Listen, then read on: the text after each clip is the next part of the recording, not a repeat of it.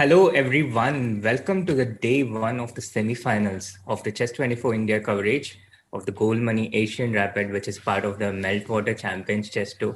Welcome, Vidit. You can stop laughing and you can start speaking. And of course, we also have International Master Soumya and Women Grandmaster Katie without our hearings this time. Yes. Hello, guys. Oh, sorry. Soumya. I'm so excited to be here that I'm not even allowing anyone to speak, and I feel a bit bad. But we have amazing games coming up, and I hope that we're gonna have fun time together. Absolutely. And I hope today nobody will ask for background music. That's my big hope from the chat. Of course. So we have two exciting semifinals today, and we have kickoff in one of them. Artemiev has started against Ding Lijian. No prizes for guessing what Artemiev's first move was. This is something we have seen him do so often here. He starts with the ready, the knight f3, d5, g3, and now do you think black goes g6? Ding Lijian, yeah, I think Ding Lijian's style is to play g6 for sure. But before that, I have a question for all of you. Let's make predictions, okay? So you predict, and then I ask the chat for the prediction. Let's see who is right at the end of it. Okay? So ladies first. Sure. Katie and Soumya. In this game, I would bet for Artemiev, and the other game for Carlsen. Score? Very close. That's a tough question. Very close. Okay. Soumya, what about you? So I think I'm looking forward to a Magnus versus Ding Lijian final more than anyone else. So I would say Magnus, today Magnus will win 2.5, 1.5 against Lev. And Ding will maybe make a draw today, and maybe tomorrow they will fight. Oh my God, this is such detailed predictions, 2.5, 1.5. Do you also want to say how many moves the games will last? But VD asked no score, so I was prepared prophylaxis. I mean, VD asks us a lot of things. We cannot answer all those things. No, but it's always fun. Let's make some predictions. Yeah, Srinath, you can also throw in your 2 cents. Yeah, I think Magnus against Artemiev I'm looking forward towards a Magnus Artemiev final. And this course is very tricky, yeah. I think I'm guessing Artemiev Ding will go down to the tiebreakers, and Magnus should be able to beat Levon in the regulation time. Either 1.5, probably 1.5 in 2 sets. Guys, nobody's picking Levon, yeah? I checked the scores between these 4 players, and there are so few games between Ding Lijian and Artemiev. They played only 4 games, including this tournament, and the other 3 games were played in mind games, Blitz and Rapid. And so far, Artemiev was leading this score with just 1 point, and they had 2 draws. But at this tournament, Ding Lijian managed to win. So it's like 2-2 now. Wow, professional commentator there with the scores. Well, at least one of us has to be. Yes, that's why we bring in. As long as I'm there, I don't think there'll be any professionalism here, so you can be assured of that. But we want your predictions also. Like, you have to answer your own questions. Right. So I feel bad that nobody picked Levon. So I will pick Levon now to at least tie the match. Okay, today 2-2. Okay, and then we'll see tomorrow whatever happens. But at least today I go with Levon that it'll at least make a 2-2 match. And Artemiev Ding Lijian, I think I would pick 2-2 for both the matches today. Let's see. Just trying to be different. All right. Have somebody noticed that while we were predicting and talking, Sri was doing his job, talking with the arrows with the chat? What's happening here? Yes, I mean, no matter what goes on, the chat should get their dose of chess. That's what I believe in when I commentate. So, as long as I have control of the arrows, they'll always get some chess action, either through voice or through visual.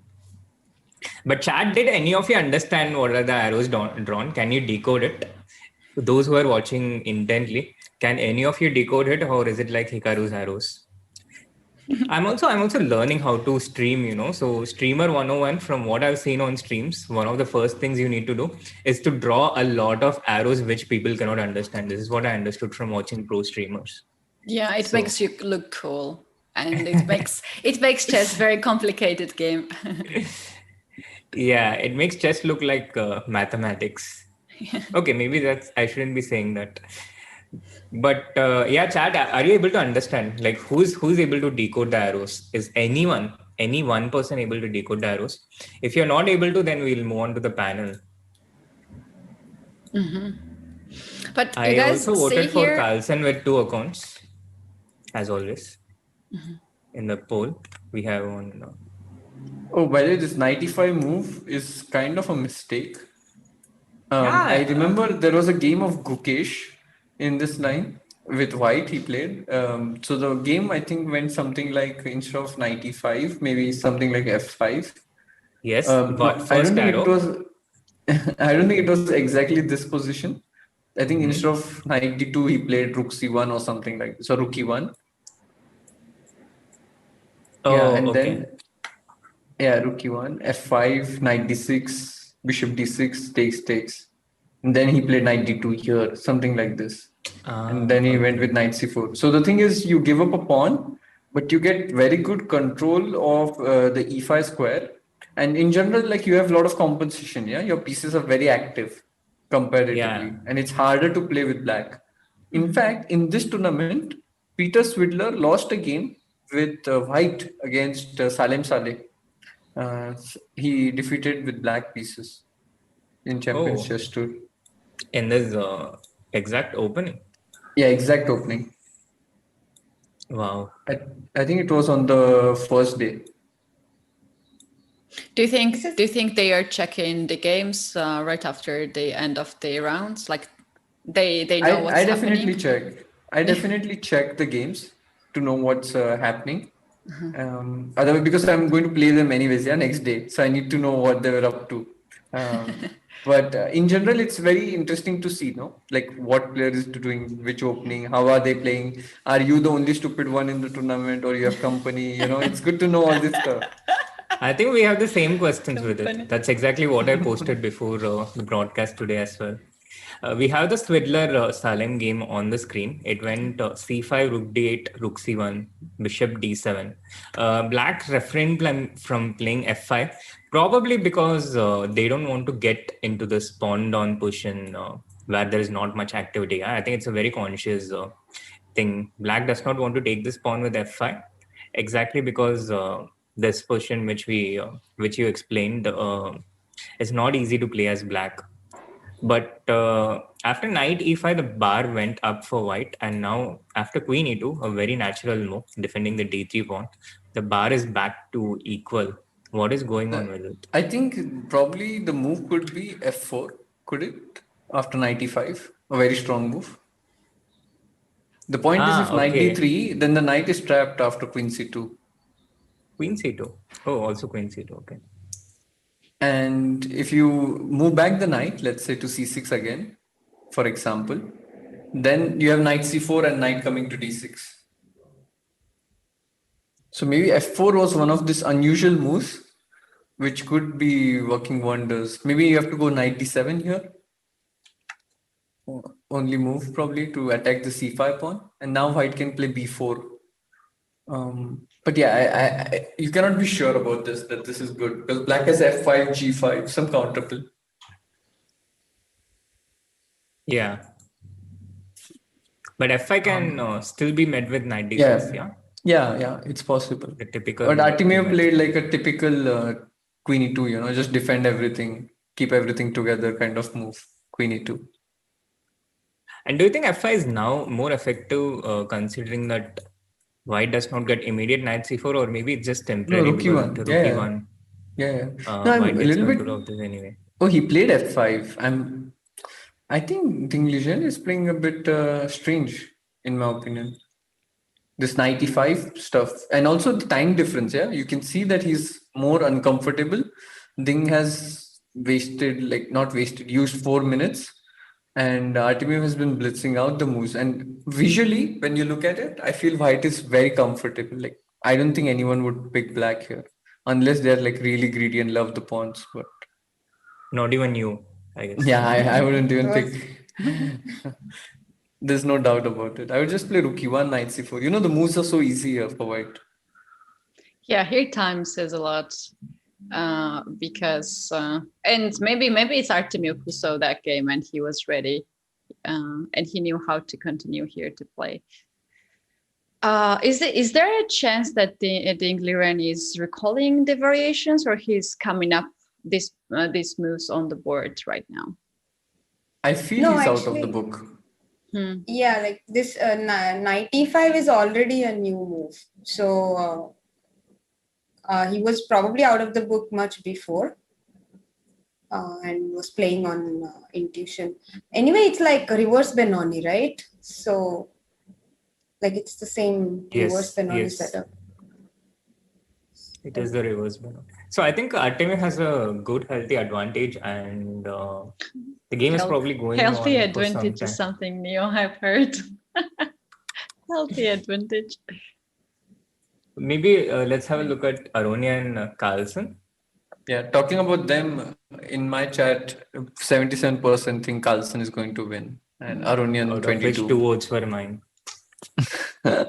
I quickly bring the results between these two players because they played a lot of games. In the classical chess, Carlsen beats Aronian with 18-8, and they have like 48 draws. And also in a Rapid and Blitz, there is huge advantage for Carlsen against Aronian. It's So amazing that's how why- many games they play against each other, right? Yeah. Well, this information includes also online chess and over the board chess, but it's still amazing. Like they know each other perfectly well.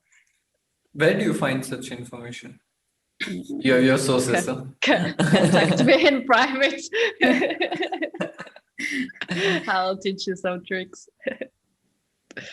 No, also like in general, if you count the CCT itself, if they have played in even one match, then already 8 games there, no? Straight. No, but in classical, she said 18 wins Yeah, for Carlsen. 18-8. That's the result. Yeah, But they and have 48 made, draws. yeah, a lot of So draws. already like what, 80 games, classical games, close to that. That's a lot. Yeah, that is a lot. And I remember the first ever time they both played against each other. It was a really long time ago. Yeah. Was it like 16 years ago in 2006 candidates, their first candidates match? I remember I was really young when that happened. Do you remember that with it? No, I don't feel that old yet.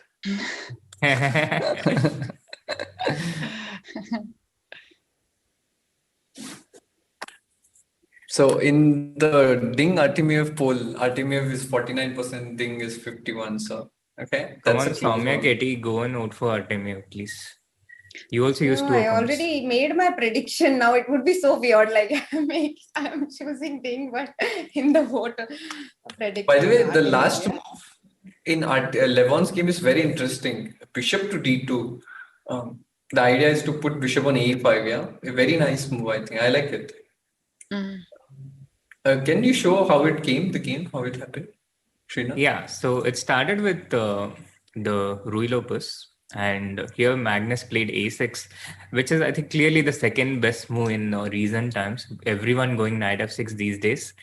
But okay, a6, bishop a4, knight f6, short castle, bishop e7, the old Ruy Lopez main line, and after rook e1, b5, bishop b3, short castle, we have this position where black enters the Marshall gambit if he goes d5.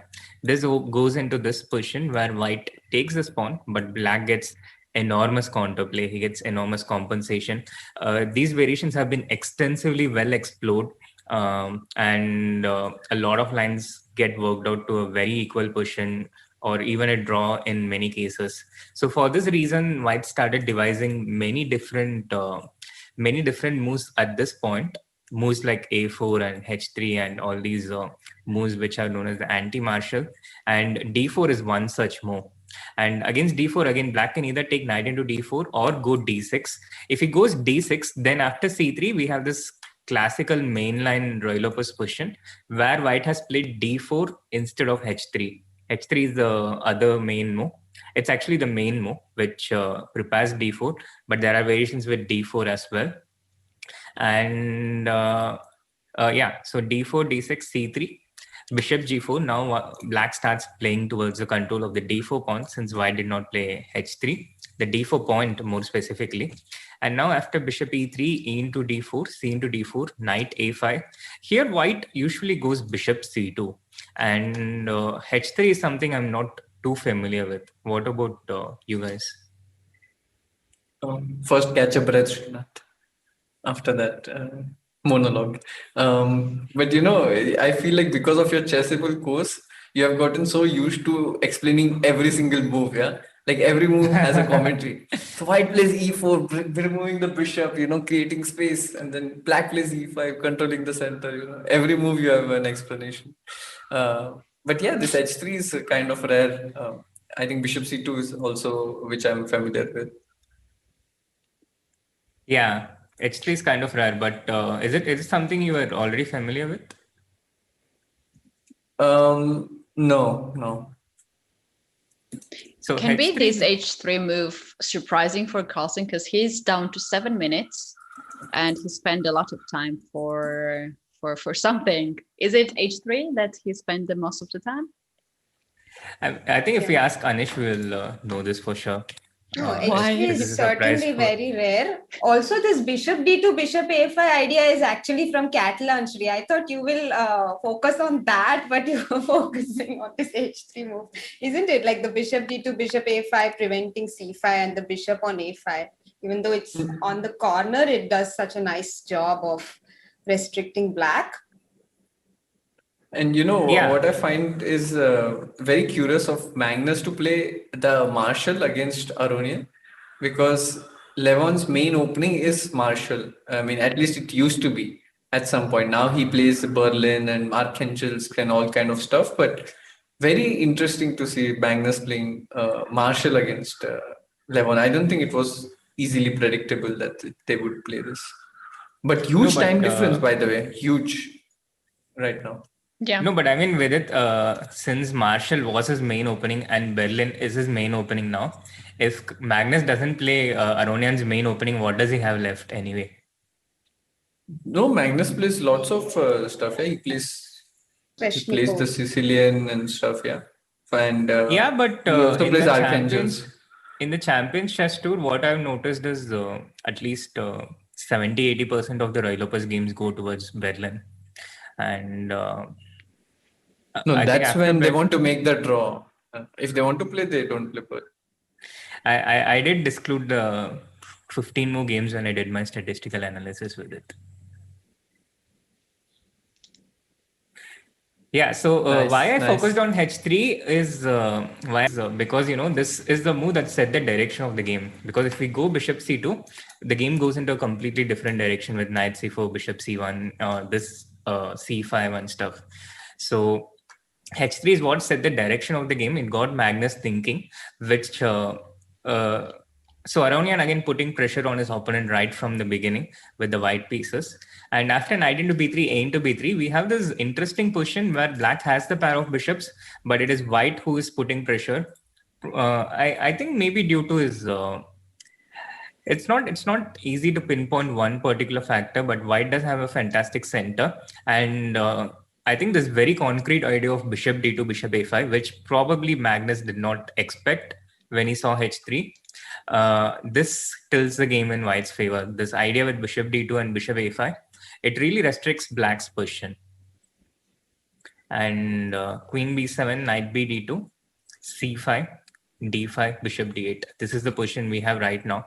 Magnus trying to get rid of that troublesome bishop, but he has spent a lot of time in doing that. And with b4, I don't really think he's intending to. Is he intending? He's not really intending to take with the pawn, right? Then what happens if bishop takes on a5? If rook takes on a5, there might be some c takes b, and at some point knight d7, knight c5 maneuvering. No, I just come queen b3 right away. Yeah, bishop, for example, bishop somewhere. Oh, this bishop is so bad. It's not. Yeah, exactly. It's so restricted. Black's position is so restricted. And then d6 pawn is hanging. So. Yeah, and fun fact is that h3 is basically played in correspondence games. So that's why maybe Aronian was already aware of it, and he's played it so fast. And this bishop d2, bishop a5, I love it how he used this Catalan idea like from a completely different position and applied it here. And it's so strong. I'm not surprised, Soumya. Catalan is such a versatile all-season, amazing opening. Even when you don't play 1d4, the ideas still help you get the points.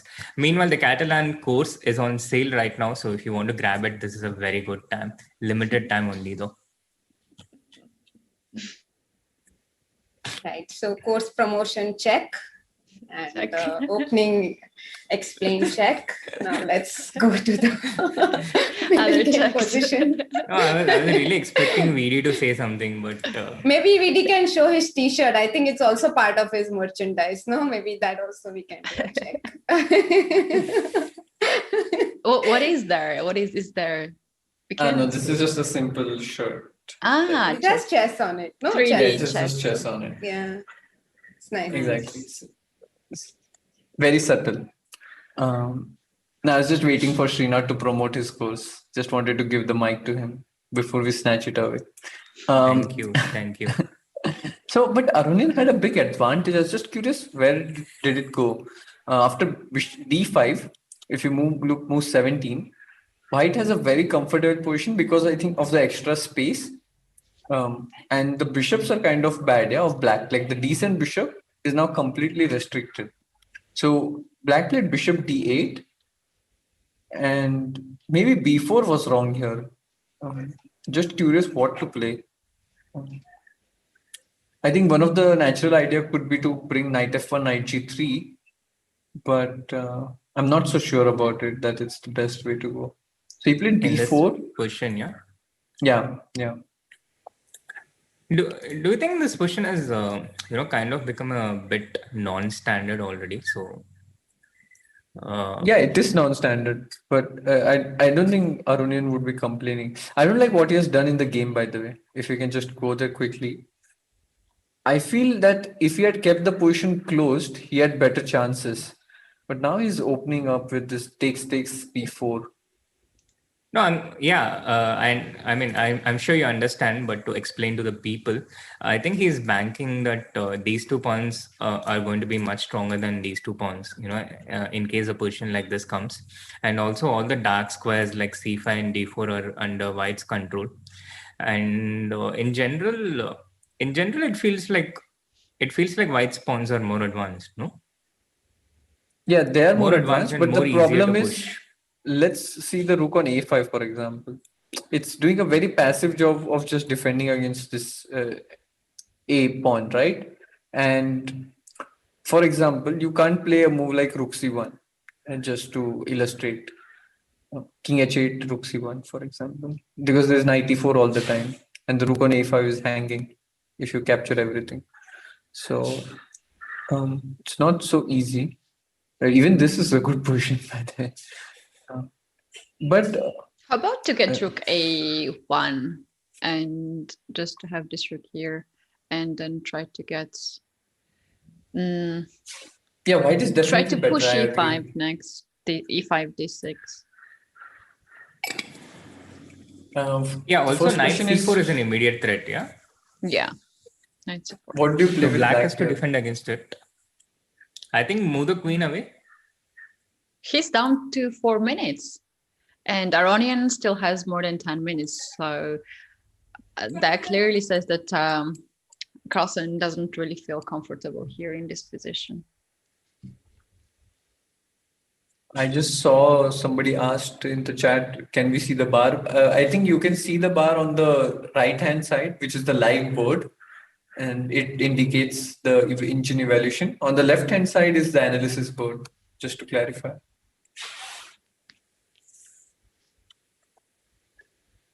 So I'm thinking maybe Queen C7 now, to try and get the Queen to F4 and also defend against Knight But C4. doesn't it allow D6? Yeah, it allows D6, true. But I thought it's not.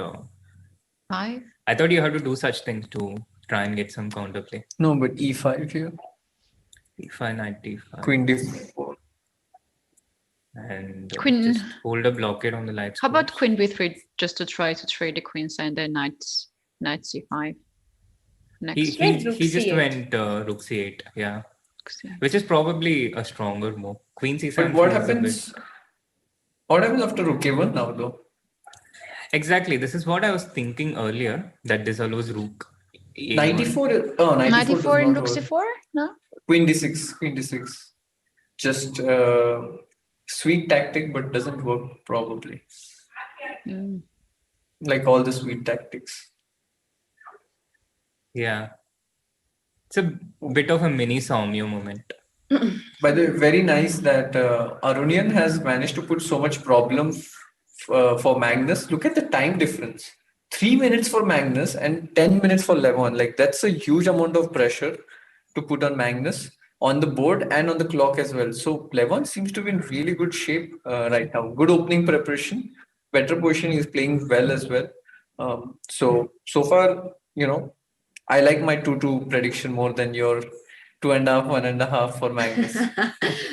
Also, actually, right now, Rook A1 is a concrete threat. And if Black can't defend against it or doesn't have a counter, then White is just picking up. No, maybe the counter is Queen C5. Yeah, but like Queen into C5, and then the E4 pawn hangs. Okay, that is the point after Rook C5. So Rook into A6 will be met by Knight D4. So I think he's clearly intending Queen C5, after which the Queen has to move, he has to defend the E4 pawn. If you go something like Queen B1 to retain it, then you're kind of messing up your coordination. So... Wait, what? What coordination? I didn't get it. After Queen C5, Queen B1. Yeah. Queen C2. Feels weird, no, to go back with the Queen. No, the problem is you can't defend E4, yeah? So this Queen C5 is a very nice trick, actually. Very, very strong trick. I didn't see this. Oh, that's the only way Black can defend. Yeah. That's what Levon is thinking. But then how do you continue here with White? Queen... Okay, now what? Yeah, maybe I was thinking Queen A3, D4, B4, I did not like. I thought I could take this. Am I missing something? But here it feels like Black should have counterplay. For example, you can play BA3. Oh, this is very nice. Rook B6, Knight D5. Oh. Nice.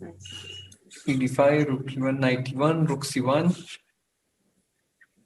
Even A2 was good, yeah. Rook C1. And you attack the knight and next move A2 is coming. Definitely Black is not worse.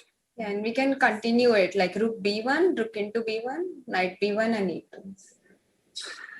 Pawn cannot be stopped. Very nice. Dual threats. Pretty ideas. Actually, the problem with White's position is neither of his knights are moving, Knight on D2 doesn't move because then Rook C4 comes in. And the knight on F3 doesn't move because Knight D5 comes in. And the Rook on E1 is undefended. So his pieces are like tied down to each other, basically. So that is the reason Black is probably okay. So he played Rook A2 and Rook C7. That's the position on the board. What is about Rook A2? Like, why he played this one? So while we were discussing the problems of the position, I guess Aronian came up with a solution. And the solution is, this is the part where you help me out with it. So he doesn't want to allow Rook C2, and also after Queen C5, Queen B1, there is no Queen C2, right? So he's just defending the second. Yeah. Prophylaxis, Rook, Queen. Yeah, Thank you, Soumya. While I come up with AD-like dialogues, you came up with the most.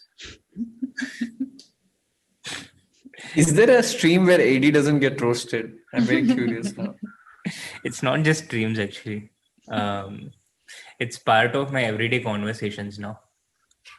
By the way, what happens here for d6? Isn't that very good for white? Like if you can put the pawns on dark squares, wouldn't you be happy? Like d6 and then e5 next move.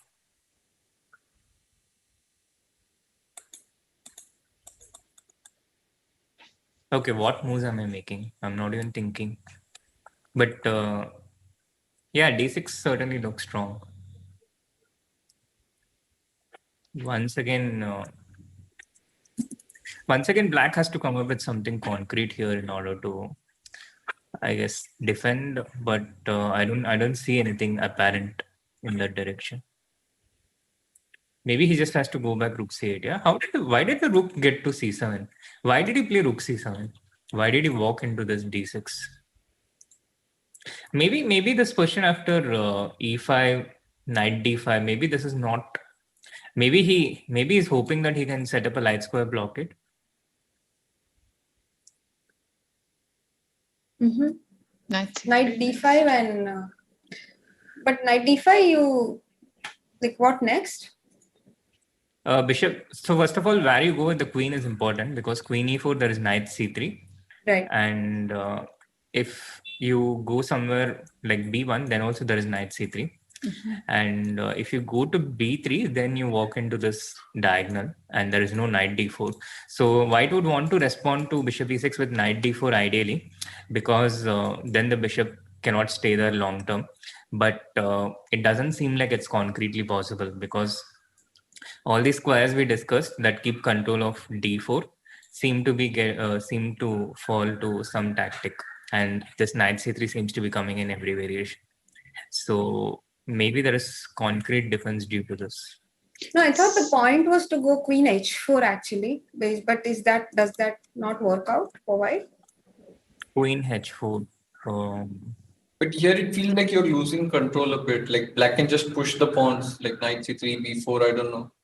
And it feels a bit dangerous. Like with white, you don't want to lose control, right, of the game where you have such a nice position.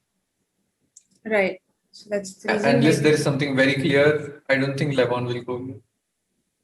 Yeah, this rook c7 sort of like provocates white to push the pawns and then maybe activate the knights. Because at the moment, what we have at the position in the live game is that the d5 and e4 pawn really squeezes the black's position, and there's not much space for the knight and bishop. But after d6 and e5, the knight comes on d5, then bishop has also a nice square on e6. These pawns are so far blocked, and however, all these black pieces are very active. Maybe it's just some provocation. Yeah, true.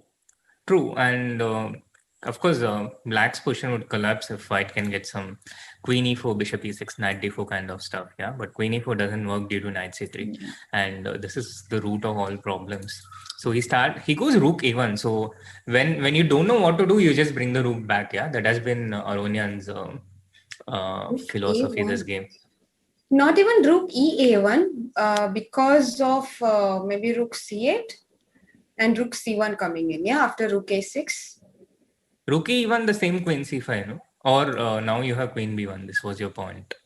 Yeah, exactly. But rook e1, I think rook c8 is coming in because rook a6, we have rook c1. And this f2 pawn is hanging after knight f1. So after king h2, so he has to go knight f1. And maybe that's like already a lot of counterplay. Oh, by the way, the point of rook a1 was very interesting. That he wanted to protect the rook on e1. So as soon as black played bishop c8, he went queen d4. Queen takes queen, now let's say knight d4. And now black can't play knight d5, whereas the rook on e1 is supported. And that was the point of rook a1. And like to an amateur who is watching the game, this might seem very mysterious when you're watching, like, what is this rook a2 and next move goes rook a1. But I think it looked mysterious to us too with it. At least to That's me what too. I was thinking. It's like, oh my god, he said amateurs. So I Yeah, better but be he's quiet. right. To an Sorry. amateur who is watching the game, I think he included us.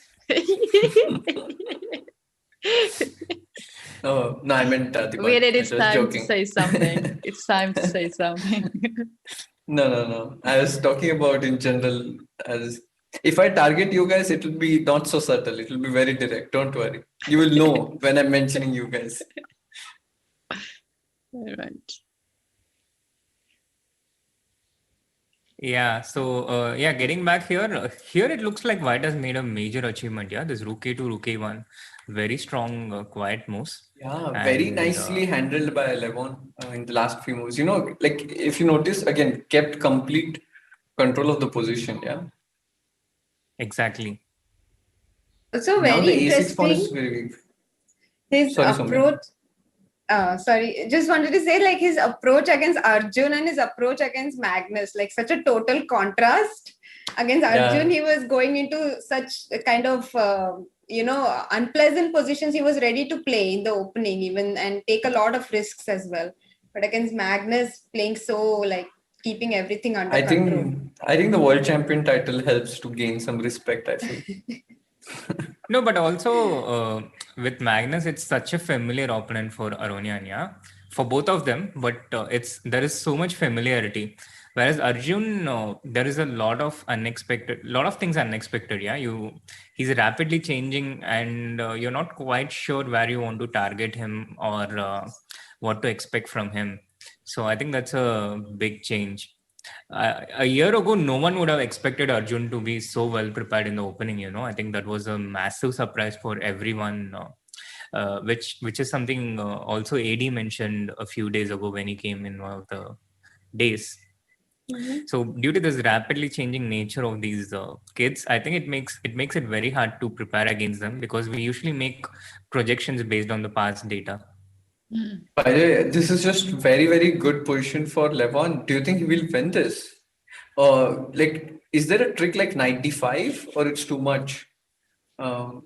It's too desperate, yeah, to go for such Yeah, the problem Have to is attack. you're defend. not giving a check on H2. Yeah, the knight on Yeah, F1 is predicting it. I But would on the love to other see hand, Magnus's face cam now.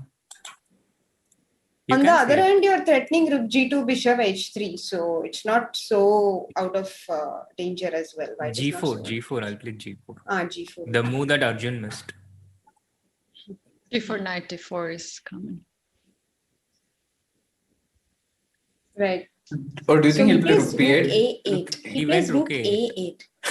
Oh, what? Who else said Yeah. that? Yes, me. Who else said that? Typical Zoom meeting.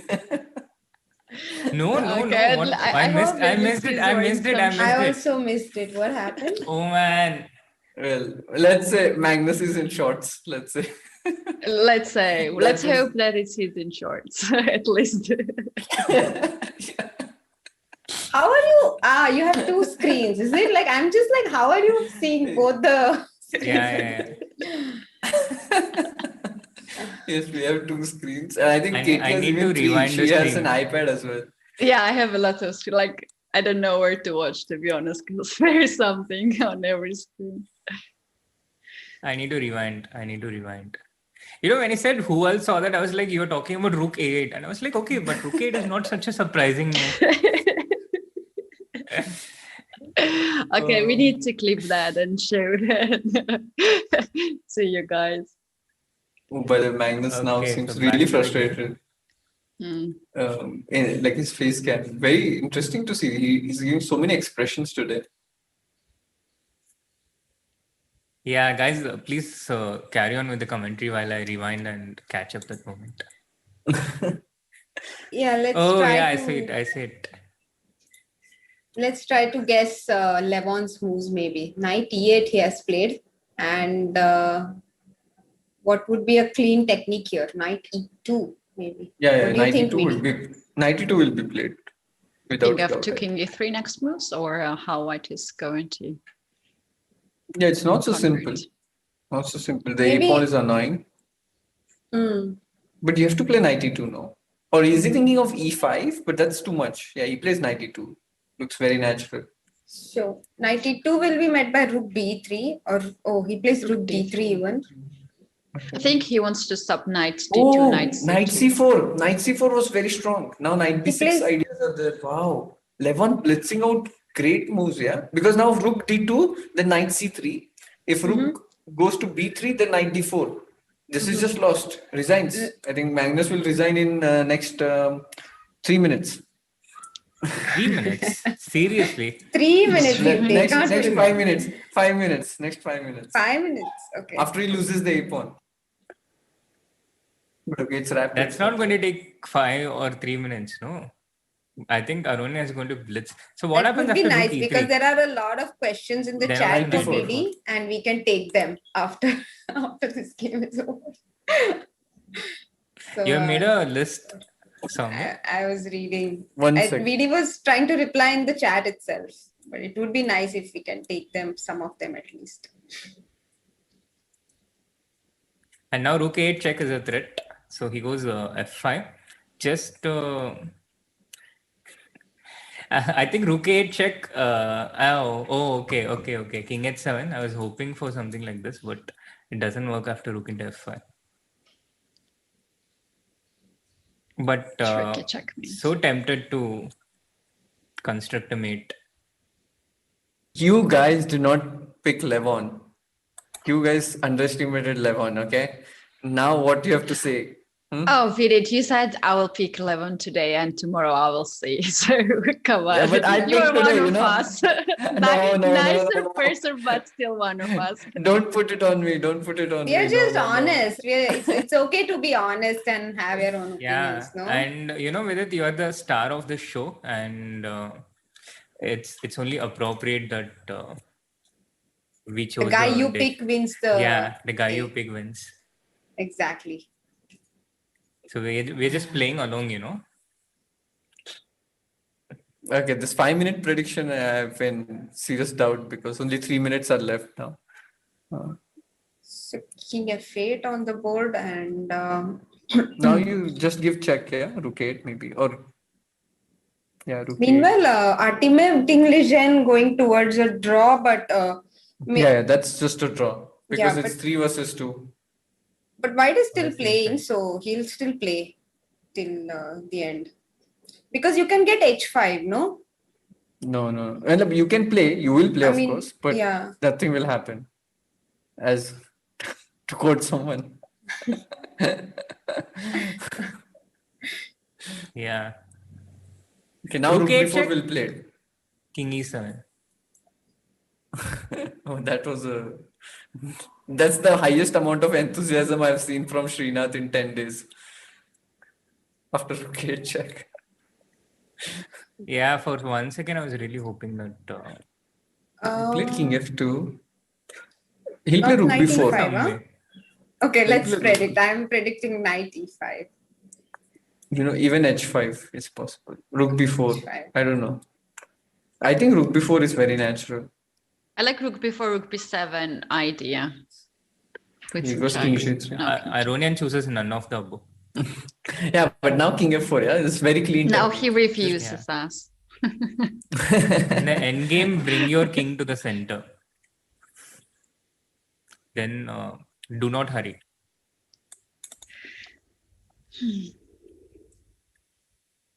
Rook a7 check. Oh, he goes rook c4. Just keeping the control. Not playing any direct moves.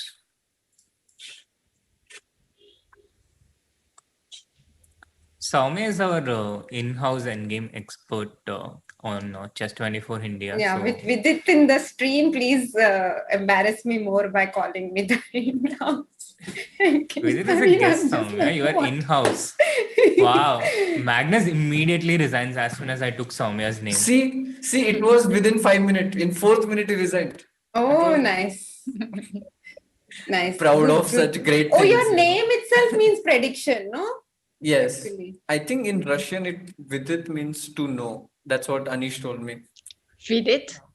Yeah, Vidit means to know. And Yeah, also on in that Sanskrit, note, it means when do you prediction, think no? That's what AD he will told get me. married with it? Sorry.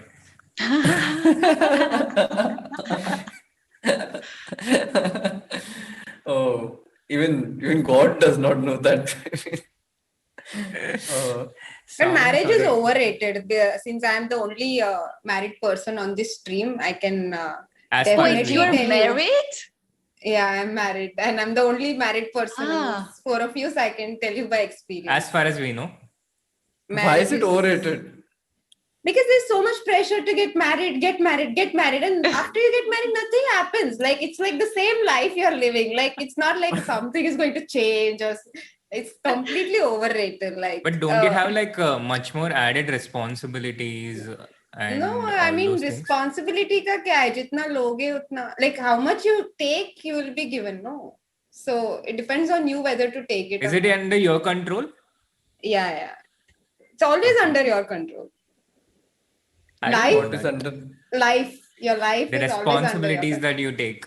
In Georgia, in my country, when I go back, they're asking me why I'm not getting married. Like, why? What that's is the why, like, problem? What I I know problem? on this- What Yeah. Also on Chess 24 India, like marriage is such a big topic for AD for Shri, and I actually feel bad for them because there is so much pressure, and I'm just like, why? Why is this pressure? Hey, being no, put? there's no pressure and all. Soumya, please speak to my mom, Soumya, please. I Yes, would really okay, help I'll it. call. It would really help. It After would really this help stream, me. I'm going to call. To be honest, I'm also looking forward for AD's wedding because he said that he will invite me. So I really want to attend the wedding, Indian wedding. But I don't know, waiting for years for that. We are. If you want to attend an Indian wedding, I think it's wiser to bet on VD, Katie. I think it's more likely that I'll reach top 8 in Champions Chess Tour than Adiman getting married. So that's more likely. Oh, no. So Vidit, maybe time to take some questions because there were so many questions for Vidit, and he was actually typing in the chat because he didn't want to interrupt the analysis. So Yeah, I mean, after the topic of marriage, what type of questions you expect are going to be there, I'm going to Soumya? answer I think the complete same wrong time. questions. Same questions. Like But Soumya, I feel compelled to bring to your attention. Someone Yes. in the chat was That like, someone in the chat was like, justice for Ajinkya, and Vidit was like, oh yes, that's true. but he will agree with me. Like it's not like it's a one-sided statement. Like all married people will agree with me. It's just that nobody tells you this before you get married. They're like, get married, and after you get married, they're like, yeah, of course, marriage is completely overrated. So I'm just being nice and cautioning you before. And Srinath is like misquoting me. I agreed to a different thing, Soumya, not to justice for Ajinkya comment. I agreed to thank you. the You can comment see the was chronology, okay? Clearly, there is the live chat. There is a screenshot. Justice for Ajinkya. the comment was in Russian. Vidit means to see, not to know. To see. That's the comment. Okay. But in Sanskrit, it means to predict, right? That's what I was thinking with it, to be honest. Like when you said that Anish told you, I was like, wow, what? They're friends, right? If he says this prediction, is he a really good friend of him? I have the screenshot, Soumya. I'll send it to you. Okay. But I trust Vidit more than the screenshot, so it's okay. Thank you. Soumya, that's not how a lawyer operates. They see the evidence. They see the proof. But they have to trust people, no? Otherwise, what's the point? I'm hiring Soumya as my lawyer for sure. So, very important questions we need to ask. Like, how is your World Cup preparation going with it? Because you've been like, there's less than a week. There is less than a week for you to leave for World 10 Cup. days. Yeah. I think Sochi? very few days. Yeah, I think close to a week left. Thanks for reminding me about that. It's How been are you such a long feeling?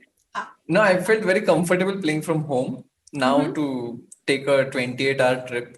I was comparing my itinerary with 28-hour trip? yeah. What? Yeah, for me it's 28 hours. You're going there twice? Or Katie, if you live in a little town called Nashik, everything gets added by 10 hours at least. Exactly. So I take 5-stop trip, for me it's 5-stop trip. And I compared my itinerary with Hari. So he reaches Sochi within 5.5 to 6 hours. And for me, that's the time it takes to reach the airport itself. Just the airport takes me 5 hours. Then that's the sad part, the first airport. Then I go to 3 more airports to reach Sochi. Oh my Friends God. of VD, friends of VD have heard this for the last 15 years that we can make a petition that if Nashik ever has an airport, an international airport, it should be named as Vidit Gujarati Airport. Oh, that's Because such a I perfect can't idea. imagine anyone else speaking more about this. I think we should do a stream for private jet for VD. We should at least till Delhi that private jet should go. If not outside, at least 2 flight to bach jayega. No, Nasik has an airport. They also started a flight now, but due to pandemic, that also stopped. Like, just nothing works out for Nasik. But wait, are you going some days before just to rest a little bit and adjust the climate and everything? Or? Well, I play from round 2, so I naturally get the rest. But yeah, we just reach on the date of arrival, like the 10th of July. We reach Sochi. Wow, you need a good company for these 28 hours. I have Adiban, so Oh. I don't know about that. Is it good or bad? It's subjective. Katie, how would you answer that question? What question? The question you asked, is it good or bad? With Adiban, of course, it's good. He talks so much and he's so funny. For me, He it's gives free good. earrings. For me, it's good because he's nice to me. I don't know I have seen Adiban and Srinath, and they are joking a lot, and it's like, okay, what's happening here? For me, Well, I don't think I've ever received any gift from AD, in my entire life. VD, have you ever received a present? He gave me a calendar once. I think that's the his gift. photo or what? I think that's the No, only but gift Adi I and Vidit are very good friends. Like Adi always has very nice things to say about Vidit. I mean, on his face, he'll of course not say it, but Of course. yeah, but he always has very, very nice things to say about VD. VD, whom do you play in the first round, and also how are you feeling about playing over the board chess? Are you looking forward to it, and what are your feelings? I have actually no feelings. And people are asking him to marry someone. The trauma. Yeah, I meant for the World Cup, I have no feelings. In general, I have a lot of feelings, but but I'll mostly play in round 2, as I said. It's between a player called Alexander Sear from Brazil. He's most likely to win the first round, and then in the third round, I might meet a legend from India, B3 Cowboy. What? Yes. Oh. And Then also he will likely- not take easy on you at the airport. If it's so. Exactly. And in the 5th round, I might meet Anish. So that's also likely. Yeah, That's I nice. think it's pronounced as fire, if I'm not wrong. Although Yeah. I'm not sure. Yeah. Everybody said it's fire, but it's FIER. Like if it's fire, then you just write FIRE, no? Oh, he's married to Georgian girl, and he's living in Georgia. Alex, Ooh. Alex, and they have kids talking many languages. Which girl? Sorry, Who is he married to? Fear, Alexander Fear. Yeah, who is he married to? With she's woman international master Nino Maesturate. I don't know if you heard about her. Right. Yeah, and they are living in Tbilisi and traveling a lot for chess tournaments.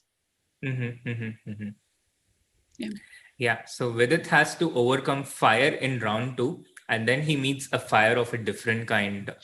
AD. In round 3. Fireheart 92. So first he has to overcome fire, and he meets fire heart. Yeah, that fits actually with ADs. Fire plus heart. Yeah, I think Adiman will win the round 1 at least. He plays 2100 or something. He plays a Yeah. Malaysian guy, Suman Subramaniam. So I think he'll easily win the round. Who hasn't yet got his visa, by the way? Oh, really? Yeah. Okay. By the way, there is a theoretical draw in the game Artemiev Ding. That's why we were ignoring it, not because we hate them. It was just a theoretical draw, guys. Can you explain this question? Because I think it's very instructive. No, you are the This chessable question. course guy. You can explain it better, Srinath. Go ahead. Yes, but Soumya is our Can you explain this? in-house. Srinath, I want you to explain this position with the highest enthusiasm possible for you. Okay, I want to see that. Okay, like the highest possible enthusiasm possible for me.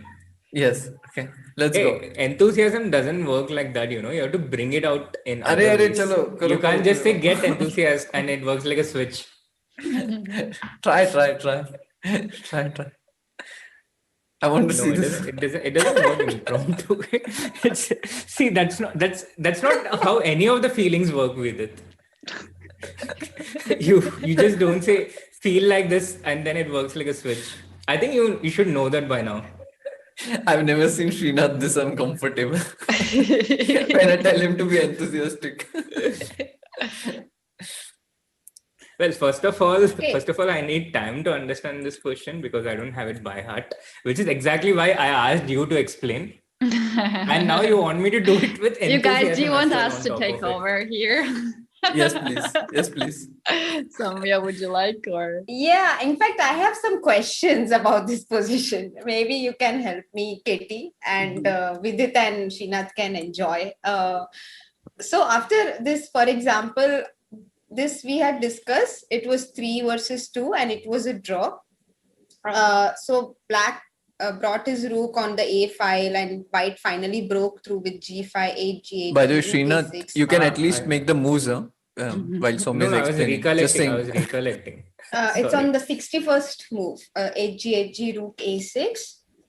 So after king f7, he played rook a8.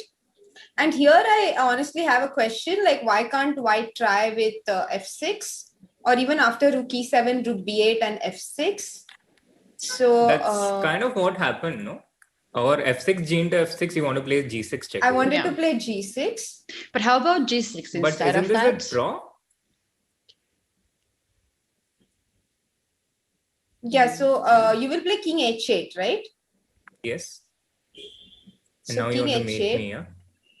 And if I play g7, I can't play g7 because then you play king h7 and whenever I give check, you come back. Do I have a trick? Was my question. Everyone is dead inside. The chat is saying. Probably Everyone there is is what? Done. Yeah, okay. Everyone so is after dead g6, inside. king h8, there is no trick and maybe that's why it's a draw. So that's why he played rook e1 and then we got the position on the board, yeah? Rook b7, king f8, rook b8, king f7. Of course, the idea is to checkmate with rook h1, so black will not allow that. He keeps checking on the second rank and forces white to go back, rook e7, rook b8. Again, we have the same position. White is just maintaining, rook a7, rook c8. Black also maintains. And after f6, gf6, g6, again the same issue is with king h8. If king h6, then white can play rook a1 and cut off the king. Even this should be or even here actually rook c7 works, right? Yeah. So this also doesn't work. Even king h6 should work, that means. Okay. Yeah, I guess. Now I understand this position better. So after gf6, black will maintain the rook on the 8th rank. Yeah, long side. Yeah, that is important on the long side. And in this position, there is only one move that loses for black. Yeah, there is only one move, right? Rook a6. Yeah, I think rook a6 is the only move. And Ganguly played this in a position and lost, Surya Ganguly, and that's why I remember this very well because he showed us this position once when we were in a camp in 2004, and he he lost this exact way against, I think, Nisipiano. And and also is this also the Capablanca Vera Menchik game? So King F8, King G6, F7. Is this how White wins here? But how is And so after winning? King F6, there is King G8. No, how about Rook A8 check? Yeah, Rook 8 check, Rook 8, and Rook here I thought the A7? point is Rook A7, Rook E6 check. Rook King goes on yeah, H. King H7, and now Rook This F6 one. is winning or no? We Rook can F6 is winning, right? on my board. Vidit is just having fun, yeah. Yeah. No, this is very instructive what you guys said. And yeah, Rook F6 does seem to be winning. Very instructive. Very instructive. Yeah, recently I also played Rook A6 in Blitz game. I had like 3 seconds and I played Rook A6 and lost. So very natural. So the draw is when you cut the king off from the back rank, right? Not to allow king to go there. Yeah, Rook 8 is draw, but I think Rook A1 also Rook draws. A1 is also a draw. Because here the point is... Oh, okay, you go ahead. No. You tell it. Yeah, so here the point is after King G6, F7, King F6, if White goes King G8, which wins with the Rook on A6, here Black has this move Rook G1 check. And the king cannot go here because king into E7, and now F8 is no longer controlled by White's king. So the king has to go back to F8, and now after Rook A1, we have the same position. So White cannot improve here, and it's a draw. The games have started, just saying. Yeah, the games have started. I know. Awesome. I was watching So Levon's game has started and Ding is yet to begin, yeah? Yeah, so we can sum this endgame up, yeah? So this is basically the endgame with Rook A7, the Rook on A7, Rook E7. So go Rook A8 or Rook A1, but don't go Rook A6. And end of story. All right. So the Magnus Aronia begins with the Nimzo Indian Bishop D3. This is... I think the Nimzo Indian has kind of come back in vogue after a bit of while. A lot of games after d4, knight f6, c4, e6 have gone with knight f3, d5, knight c3, which is one of the big main lines in one d4. Knight c3 is also a very, very big and old main line, has been played for hundreds of years. But for a few years in between, a lot of white games kept going knight f3. It was almost 60 to 70% of the games at the top level. So knight c3, bishop b4, e3, the Rubinstein variation of the Nimzo Indian, and after short castle, bishop d3. Bishop d2 is the other move which me and Soumya keep referring to as the Sandeepan variation. But after bishop d3, c5, knight f3, d5, once again we have this image where the infantry is clashing in a movie, running to each other on the center of the battlefield. So pawns on all squares on the center. And now after short castle, Black is the first one to make changes in the pawn structure. He takes d into c4, bishop into c4, c into d4, into d4. So we have this isolated queen pawn. I have a question for you. What is this variation called in Nimzo Indian? This CD and now b6 which is played. I don't know. I'll give you a clue. Okay, I'll ask the chat also. It's named after a world champion. Okay, that's a not great clue. Very useful clue.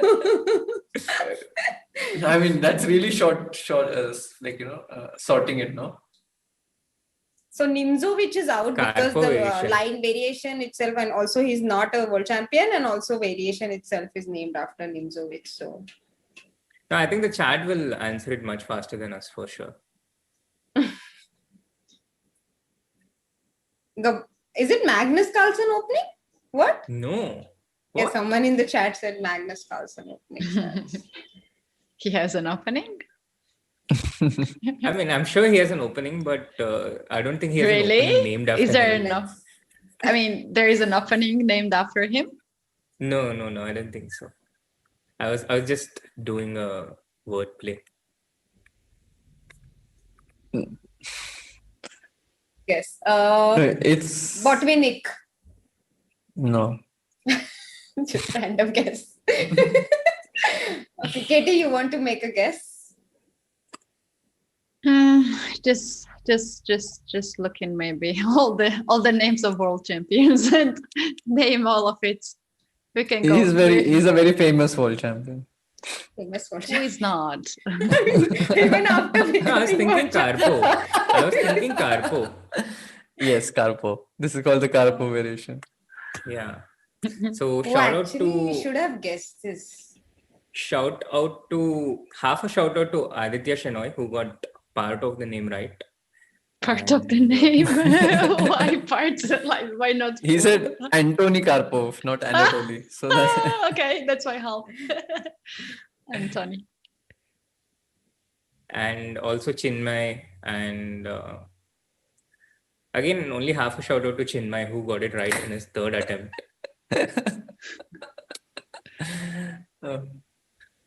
I thought because he said Kasparov, you said for half of the, because some of the, it's an anagram, right? You can interchange. And Which is an anagram? Karpov is an Kasparov and anagram of Karpov. Kasparov, right? Some of the words you can take. And yeah. so he got half of the name right. But what is the deal of Aronian's camera and his the way how he always represents himself? It's such a weird camera angle. Yes, I agree. No, he wants his opponent to stare at his eyes exactly. So, through his eyes, he strikes fear at his opponents. Relaxed his back, and he has some special chair which goes way, way back. Like you guys watched the entire tournament, right? Like, who was the most interesting player to view on webcam?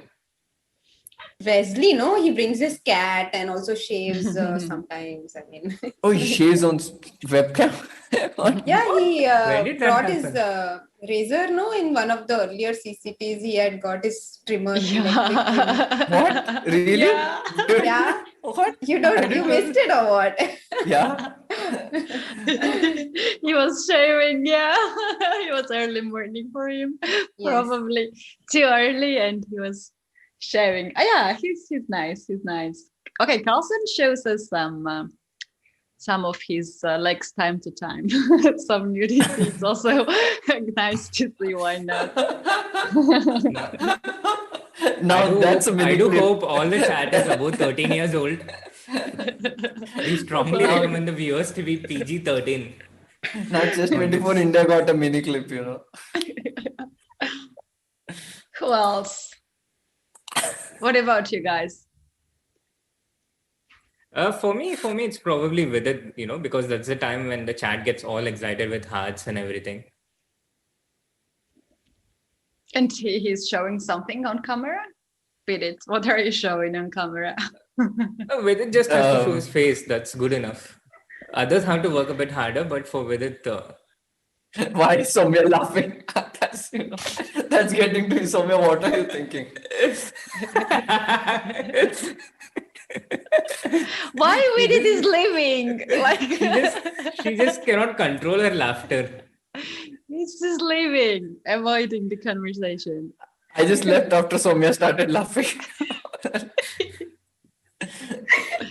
Soumya, what is this? We need justification. I don't need to say. We need justification, Soumya. What is this? Let's move on. I asked such an innocent question and it went to such a tangent. Let's enjoy the last stream of Chess 24 India.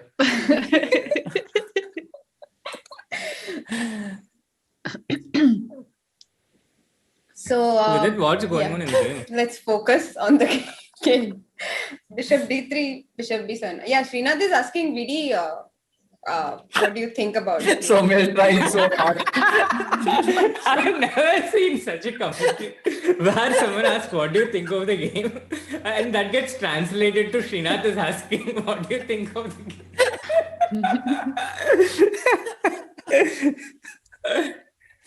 Now, Katie, you can also go. Yeah, Soumya is asking.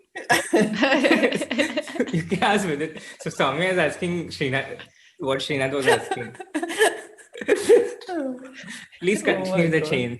Oh my god. Oh my god. Knight BD7 on the board. Oh, so isolated queen pawn. Nice. So we have something to work around here.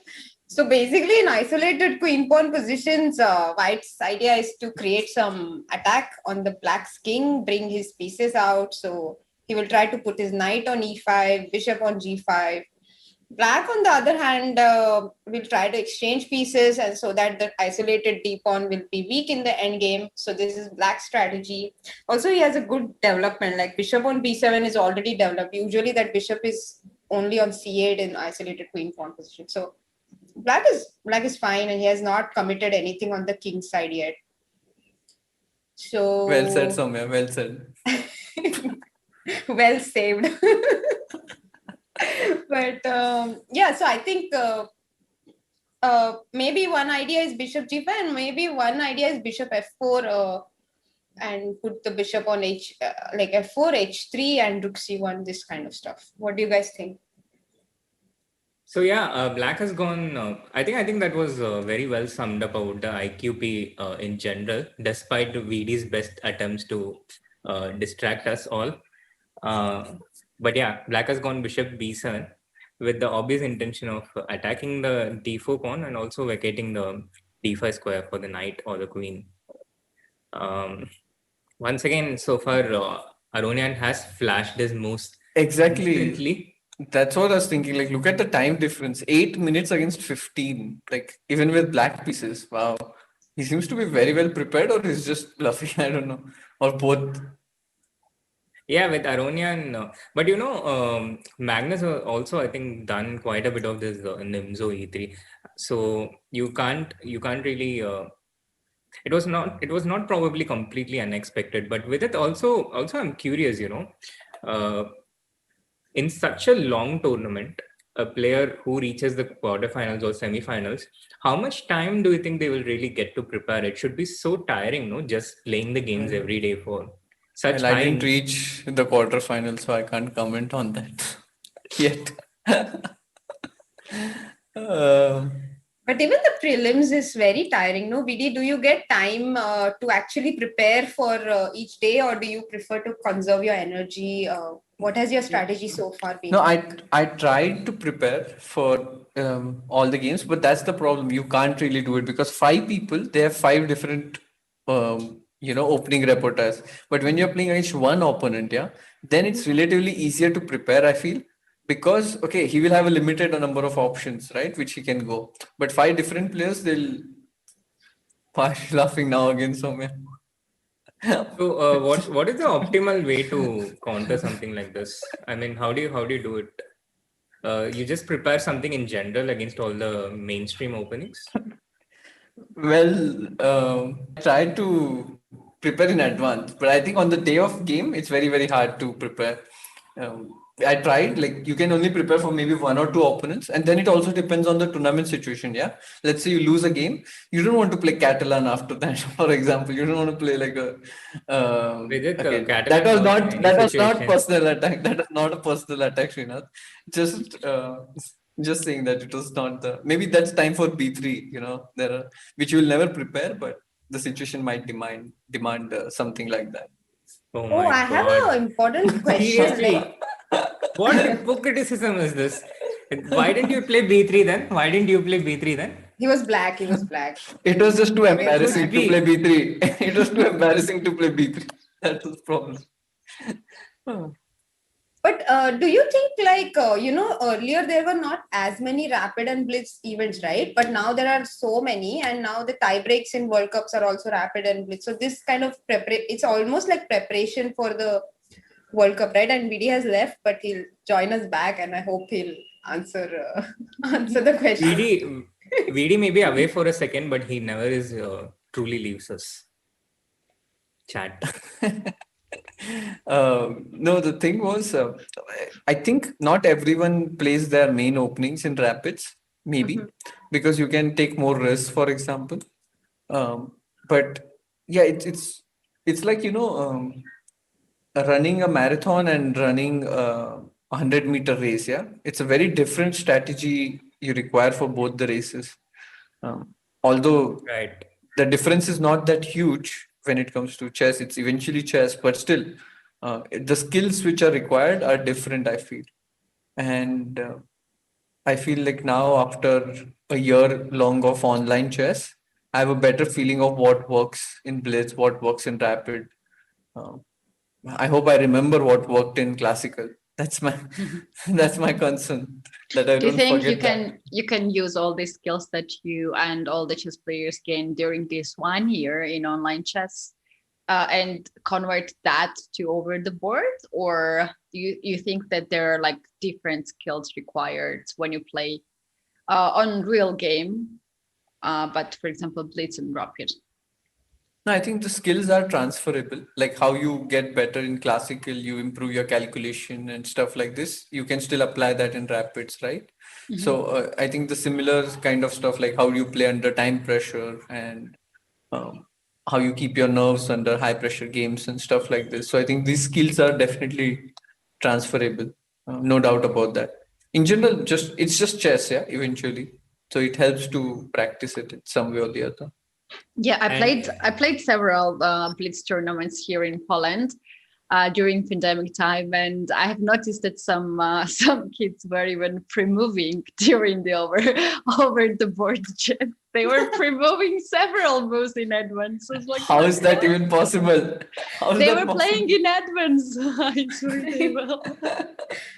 It was so annoying. I think we're gonna have some bad habits too from something like pre-moving and make the move before the opponent press the clock. I'm By the way, suddenly what? very yeah, excited about the position. Like, isn't like bishop h7, queen h3, all this coming in? No, no, no, no, exactly. no, no. So first of all, knight d5 was tempting, attacking both the queen and the bishop, but this doesn't work due to queen h3, attacking the h7 point and threatening mate. So instead, black goes knight h5, and now white can still play queen h3 here. G6, we have bishop h6, no? And knight Yeah, g6 we have f7. bishop Rook h6. e8, knight f7. Exactly. It's this knight f7 is a very very typical idea in this pawn structure where the pawns on f7 and e6 they always remain weak. They're like a dragon's eye. So, by the way, you know, this move which Carlsen played, Queen e3, is very interesting. Move 17. It reminded me of my own game. So, if you go back, move 9, move 10, sorry. I had a game against Ding Lichen. I played Queen e2. He played Knight c6, Rook d1, Knight a5, Bishop d3, Bishop b7, Knight e5, Rook c8. No, Sorry. and now here I played, I think, a novelty back then, Queen e3. So it's Ooh. very interesting, this idea, you know, it's very common that you put the queen on h3 and then put the bishop on g5, for example. And it's interesting how, you know, when you analyze such lines, you get to know what works, what are the typical ideas, even if it's not the same position. You get familiar with the ideas, and that's what has happened in the game of Levon and Magnus. Queen e3, Queen h3 has been played. But G6, after Bishop g6 he h6. goes bishop e3, not bishop h6. Oh. Why didn't he play bishop h6? Maybe Yeah, he actually, doesn't like bishop queen h6. d4? Really? Bishop Maybe. f8. And just rook f8, yeah? Do you want to start Maybe with knight knight f4. Knight f4, Queen e3, I think.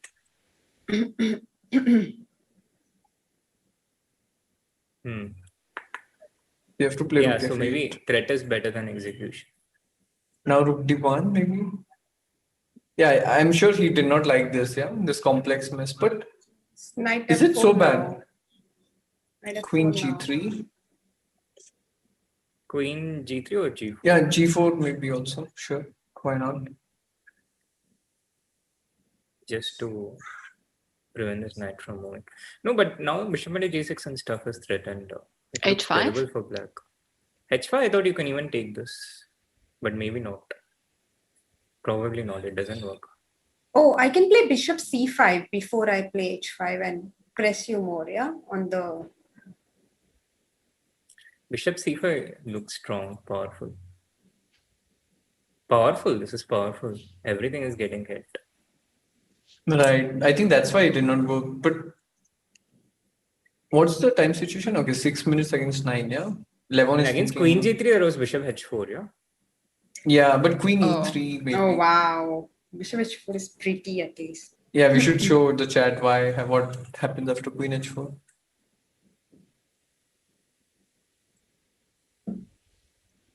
Beautiful. Nice, very nice stuff.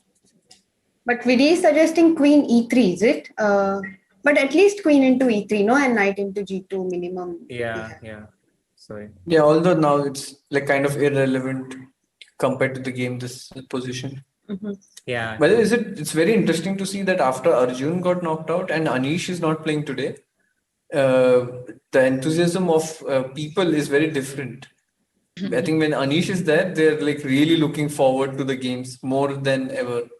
It's like No, rooting for for us, it's someone of a common thing by now, because that's what happens when you stop playing after after the knockout start, basically. Thanks, Srinath. I think this was a jab back for the Catalan trolling. Yeah? No, I mean, I thought, I was wondering if I should say it or not, but then I thought you would say it yourself. So why should I let you steal the thunder? Sure. Oh, meanwhile, the other game also started, and they are already trade the queens off the board and playing this position. Oh, okay, wow. Knight f3, a6. a6 and now c6. I Talking find about this strange. A6, there was hybrid tournament, I guess, where all the Russians were playing this line A6, and I think that they worked this this line together. Like most of them were playing A6. Did you play the hybrid? Also... I think some of them played. Oh, okay.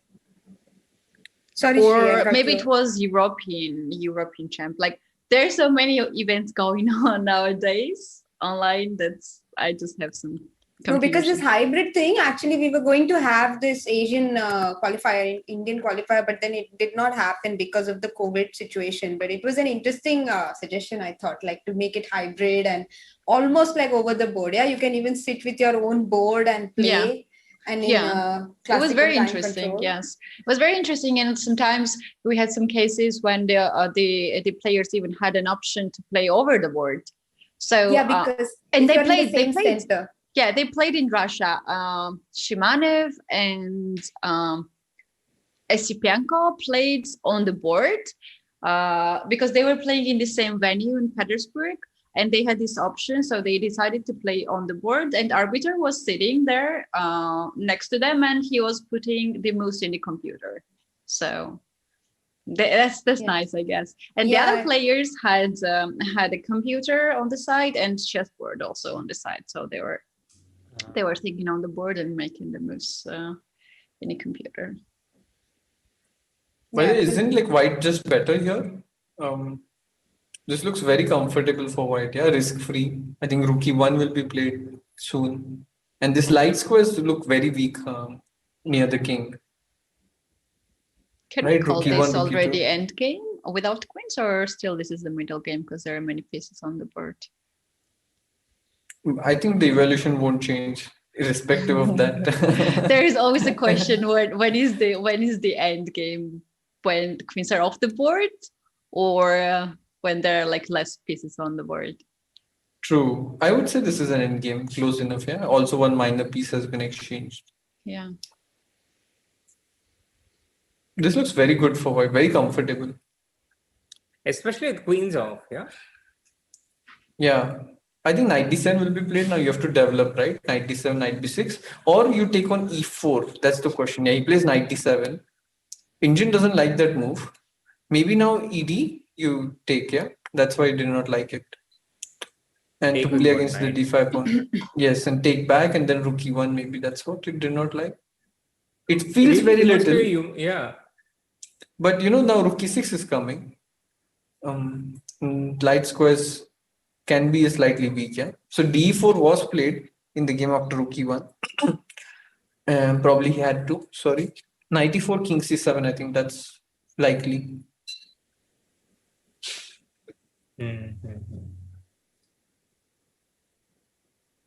And if the rook can get to e6. So can I start with? The problem is it's too slow. Yeah, starting with rook e2, rook e1. Black is in time with knight d5, knight f4 to protect e6, and I just don't see how No, a but can't. concrete way for white. No, I can just take on d6 and play knight d2. No, like what is the problem?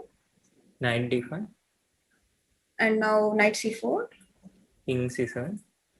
rook e6 now because h7 is hanging Yeah, in but the now end, so knight you f4 can't is coming. play. No. Knight f4 you have. Okay. Yeah, this is the.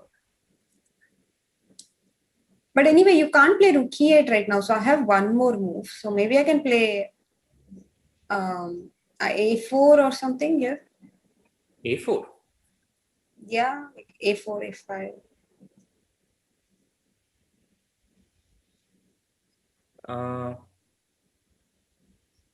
Is it too less? But of course, the pawn on d4 is isolated, and as we had explained in Magnus's game, isolated No, pawn the is. thing is, I find a4 very committal with this knight on d5 and the b4 square. So maybe you can Just play my a5. initial feeling. Yeah, a5 is what I was considering with the idea of b6 and then later knight b4. But again, as black, I would think about a lot of things. You know, I would try to exchange this knight first of all for one of my knights. And if that happens, I think black is really comfortable, regardless of if white gets a5 or not. And I'm really not sure if white achieves a lot with a5 here. You know, the control of the b6 square, because long term, I think it weakens more than what it gains. So you know, even something like g6 here with the idea of rook 8, I wouldn't mind this development as attack, to be honest. Mm-hmm. Okay. What do you think with it? Sorry, I got occupied with something else. Okay. What was the thing? Never mind. No, We we're were just talking considering about. taking on d6 after king c7 and going knight d2, knight c4, and just trying to evaluate this position.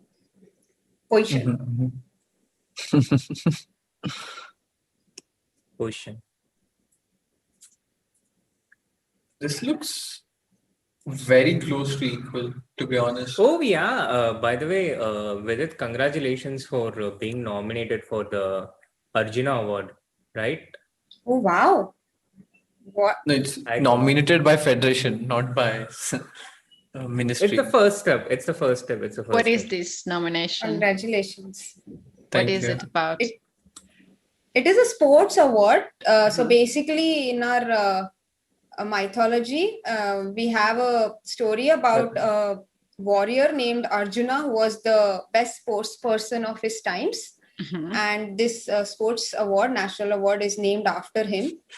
And it's given out every year by the president to the most deserving sports persons in all the sports. And Vidit has been nominated by the All India Chess Federation for this award this year. Oh, wow. Yeah. That's huge. That's huge. It's not just Vidit. A few Indian players have been nominated for different awards. Koneru Hampi has been nominated for the Rajiv Gandhi Khel Ratna Award. That's the highest sporting award in India. Yes. Oh, wow. That's amazing. And Vidit, Adiban, Sethuraman, Lalit, Babu, all grandmasters, and Bhakti Kulkarni and Padmini Raut, they have also been nominated for the Arjuna Award. And Grandmaster Abhijit Kunte has been nominated for the Major Dhyan Chand Award. So you know, back in the times, if you had to marry someone, you had to win this competition. It was called a Swayamvar. So all these men would come in, and there would be a challenge like hitting the bow. Hitting your arrow at a very difficult target or something, and the man who succeeds in that in the best way, he wins the hand of the girl. Now I see that AD has also been nominated for the Arjuna Award, so maybe it's a Swayamvar of some kind for him, and who knows. I don't know if anyone believes in that, but let's wish him the best of the luck. So if you guys get that award, then girls will, girls will Yes. fight for you to marry. That doesn't apply to Vidit, of course, because that's already the case. But for others, yes. That's nice. Also, Katie, the first Indian sports person to receive the Khel Ratna Award, which is basically the highest sporting honor, was Vishy Anand. Okay. So That's awesome. Yes, I think Ratna means gem, right? Yeah. Right. So Kale means a game or sport, and these are the gems of her country. Nice. Oh, that's very nice. That's very nice. And I think that there are not many countries where they where chess players and sport people can get such awards and titles, and it's sort of like it's some sort of like push for players to be better, right?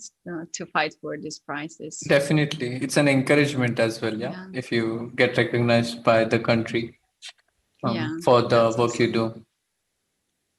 Yeah. Meanwhile, some developments in the Ding Artemio game. So it went with knight into e4, and here Artemio played bishop b4 instead of king c7. But I don't think it changed a lot because he did manage to get the knight to d5. And here he has this direct threat of knight f4, attacking both the rook and the bishop. So white prevented it with g3. And now black gets rook e8 in time, so that when white kicks this bishop on b4 away from b4, it goes to f8. And the rook is out before the bishop shut the rook in. And with this development completed after g6 h4, here Artemius, he's still under pressure, but he has some breathing space because his pieces are out. I think it's very unpleasant, this position, because there's going to be h5 soon played, which will tease you on the king side. And I don't see a clear way of stopping that. Very, very nice question for Ding Lichen, I would say. He might win this. Previous game, it was a draw, Yeah, previous game it was a draw. Who were you supporting in this game? I said 2-2. I said 2-2. I was hoping for draw in all the games. So. And I wanted to see Artemio in the final. Yeah. By the way, Magnus versus Aronian, do you see the knight on c6? It's so nice. Like, who wouldn't like to get this position as white? Yeah, it seems like slightly more comfortable now, for white. Yeah. There is some now g5 is kind of a threat to trap the bishop, I feel. Go king h3, maybe. It's a little bit unpleasant for black, It's not too much, but he has to regroup somehow. I don't know how though. Does he play h6 here? h6 and bishop f6 makes a lot of sense to me. But I think white's idea is sorry. Oh, that's also very good because you cannot go rook c8 immediately. 97. But start with h6 first, yeah. Yeah, he played h6. Yeah, it's I think very natural. Yeah, I was wondering about rook c3 here. The idea is to play rook b3 and rook b6. How do you play against it? I think you probably have to give up the pawn and defend, no? King g7 or rook b3. Maybe not king g7 because maybe I was thinking a4. Yeah, I think you can play king g7. How not? Oh, why not bishop f6 and bishop after rook b3, then rook c8? Yeah, rook c8 exactly. Yeah, this is the defensive construction I was aiming. Wait, rook b6, a4. No, but you bring the king now to b5. Yeah, true. You're not exactly holding your opponent. Why are we not starting with king g7? Because we don't want to allow g5, is it? Well, he played h6 in the game. He did play king g7. Okay.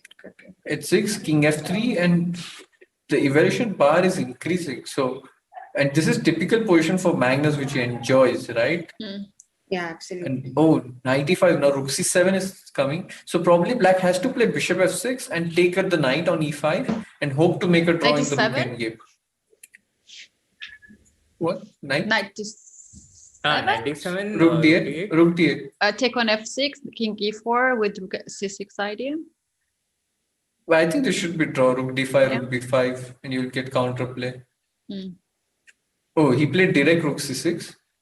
This happened in the game. Now rook d8. What happened after rook d8? King e4 maybe. Three.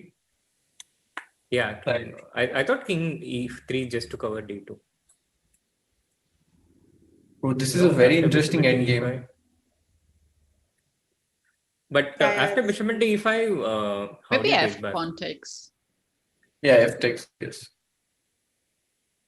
And now black has to be very accurate here to make a draw. Rook b8 looks very passive. Don't think it's the right way. How do you make a draw here? Oh, 11 got into some trouble, huh? Yeah, I think intense practical pressure, yeah, regardless of what the bar shows. Yeah. I don't know why Engine is so pessimistic like me, but the position looks very good.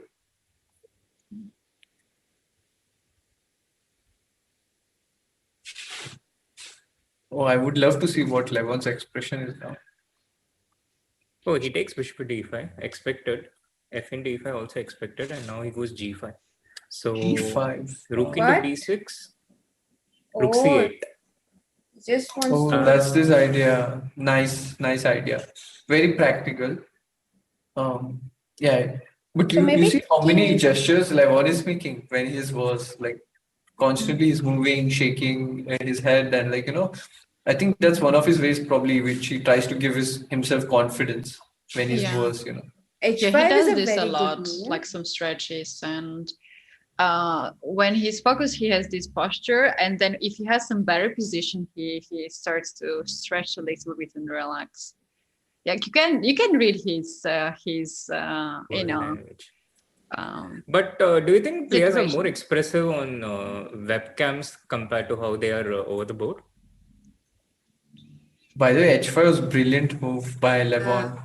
Beautiful. Good to get counterplay. And I think it depends. There are people who like to make expressions which kind of get to your opponent because it's very unnerving. Some people don't like it. And the Yeah, good thing true. in webcam is that you don't see it. You have an option of not seeing it, which I Yeah. love. I don't care if I'm playing Nepo then, I don't see his expressions. I'm very happy to play. I him. know. It's very annoying when you play online chess and also see your opponent moving and doing some stuff. And over the board, even though we're so close to each other, there are not much of the emotions, right? No one makes some noises. No one makes some Exactly. Some actions. Exactly. Oh, by the way, this will end in a draw, I feel now. You d5 you take, yeah, of course. Right? Yeah. ED king d5. And then what? Rook h4? Rook h2. Rook h4, is it? I thought rook h2 and play rook g2. But rook h4 you want to play, huh? Yeah. Yeah, I wanted to play rook h4. It takes in one tempo, which is important because then you get to move this pawn to a4. But maybe thinking. not, because rook g4 is here. Rook g2? Rook g2, yeah. Oh, he goes king f5. King f5, wow. Rook They're d8. playing so well, yeah? No, he wants to play rook c7, Rook e6 maybe. That's his point, yeah. But now rook h2 should make a draw, right? Rook h2, rook b6. That's the Hey, point. now rook h6 should work, right? No. Takes and king f6. d4. Does it work? King f7, d3. I'm on time. This wins for black, no? Or doesn't? No, it doesn't win. How will No, it's very funny. You can Yeah. just continue the line. Very interesting. D3, E6, D2, E7, queens. And now you cannot give queen D5 check. Yeah, queen E6 You would have to lose. give queen f3 check, yeah. Yeah. Queen F3 and it works. Yeah. He played rook H2, yeah, very active. This should be drawn. Now you just push D4, D3, give this pawn or something. Oh, maybe A4 was a better choice, yeah, instead of D4.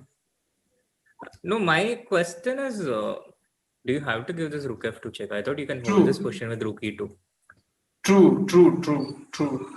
I think he missed this maybe. Rook B7? Rook And now b7? D4. No, now D4, no threat. Yeah.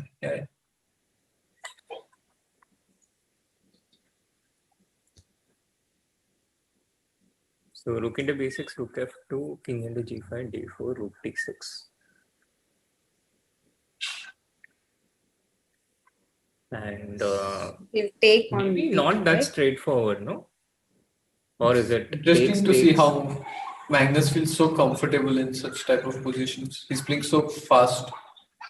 Suddenly space increased, trying to put pressure on clock as well.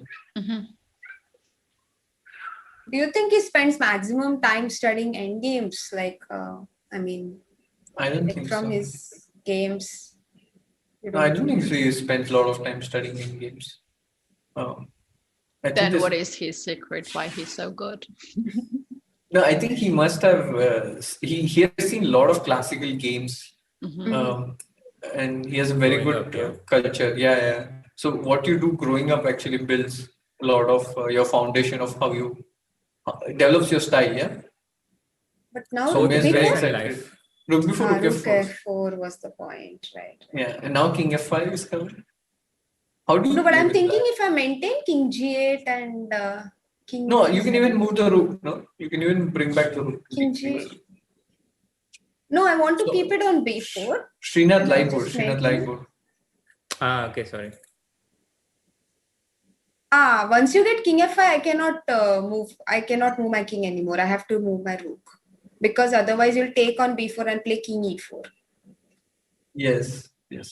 He played king f8. Now, is I think we e6 an can show option? this now, Srinath. Okay, e6. Yeah, sure.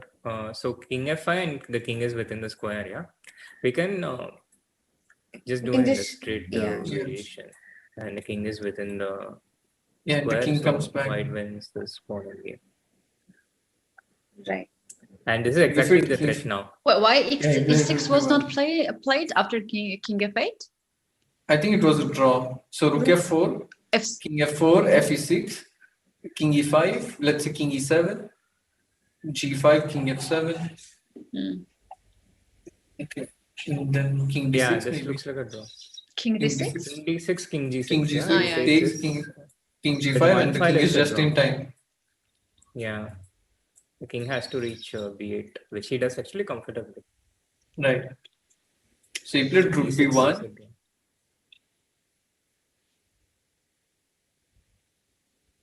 I think this should be objectively a drawn endgame. But practically anything can happen. E6 played, yeah, I didn't see anything better.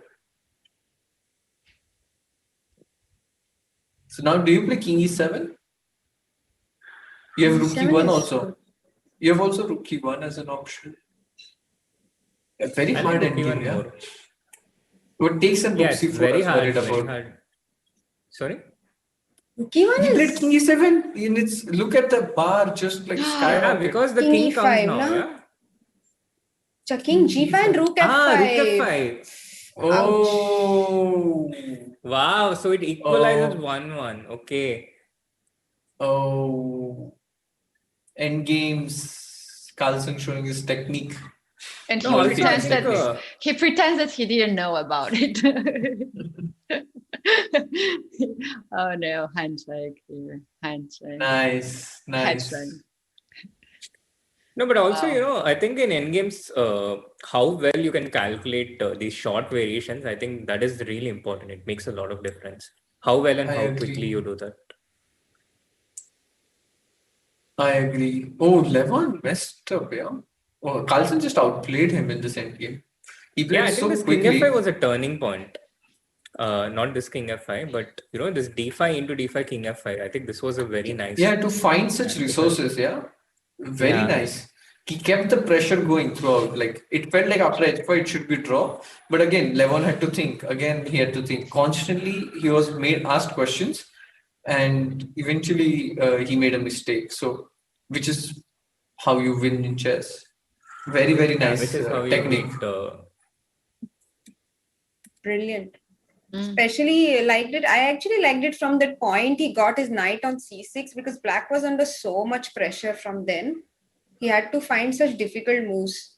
And Levon managed it to some extent, but how much is the question? Yeah, how much can you take from him? Reminds me of Ding Lijian is winning against Artemiev, by the way, as well. Oh wow! I think Which this we was along the expected. expected lines. Yeah, like he was better and nice. Wow. So VD, it's 1-1 now. What are your thoughts? You are celebrating after Aronian's first round win. So I told it will be a draw. If you remember. By the We did Ding know Legend something played that we don't. He knew exactly what was going on here. exactly. He I could protected. see. Yeah. Oh, by the way, was it you with it who was solving some end games with Sagar in the plane, or who was that? Yes. It was you, me. right? Yeah, That's some so end games, crazy. was it? It was end game. Yeah, end games. I During have the seen the flight. video. Yeah. Of course. Sagar doesn't leave me even in airplane, for content, Sagar Bhai is always there. It's not just you with it. There is also a video of me in train. We had like a What video? like we were going to a little town from Bangalore. Hmm. And we got into a train, and Sagar did not know that I was coming. Okay, it was unexpected for him. And so yeah, we just met directly in the train, and he was like, "Oh, I didn't know you're coming. If you had come, if I had known, I would have prepared." And then in any case, he just started taking out his mic, and we just started the interview for 1 hour. And amazing dedication though. Yeah, he's pro. He's pro. He's, I think, one of the most unique personalities I've seen. Yeah. Such dedication towards the game of chess is very rare. Yeah, there was also one video of him interviewing Carlson and Carlson's father at the airport. I think they just met there. It was so freaking cold. Even I felt it in Georgia. It was so cold, like windy, and I don't know. The camera was freezing nearly, and he was keeping asking the questions, more questions. That's one very nice. He's creating very nice content for chess and chess history as well with these interviews. I agree completely. Okay. So Ding has Soumya, won do you have this any game. more questions for Vidit from the last round interval? I think it went very wrong when we started asking questions, so we should be careful. Yeah. Just maybe, I don't know better for to who keep it the went topic wrong. for tomorrow. Yeah. Like. I don't know for who it went wrong, but I think we got the best content. Yeah, anything for content. If only people could have seen Soumya's face throughout, that would have been the best moment of. Yes, this was that face for 5 minutes straight. BD chat is asking how much. What? Raja's Joke. Raja joke, Oh God, it's hilarious. So no, I think I'm good. And we can show the chat Ding Legion versus RTM. Ding Legion, yeah. I don't know if they want it or not, but they'll get this analysis from Srinath with full enthusiasm. Go, Srinath. Full enthusiasm. are you playing the clearly San practice for this Fermin Cup, improv, by the way? Chat is asking you with it. Because Sorry? you are playing World Cup as well, no? Chat Yeah, is I don't know asking what you is if you're this playing- San Fermin Cup. Like, I just signed up for it. I don't know what happens. What do I play next? I just signed up without knowing what I'm getting myself into. Okay. So I have no clue what Sounds is like the the next one. story of your life, yeah. True. But only few people will know what it means. Okay, so Srinath, let's go with full enthusiasm. Please don't use the words full enthusiasm. It doesn't do justice to either full or enthusiasm. Yeah, Sri was so ready to start to explain this position, and the moment when it said do it with the enthusiasm, like it kills the full of all the enthusiasm Sri has. I mean, You should not say that, really. Come on, Sri, we are rooting for you. Let's go. Let's go. I mean, Vidit is also into other things outside of chess now, so he's become good at improv. But I've still not got to that level yet. He's But pro yeah, in what? improv. So improv is, when you say something random, Uh-huh. there are two meanings to it. One is, when you improvise something out of the script, or improv is also when you practice by, just um, I think Vidi can explain it better. Srinath is doing everything apart from explaining the game.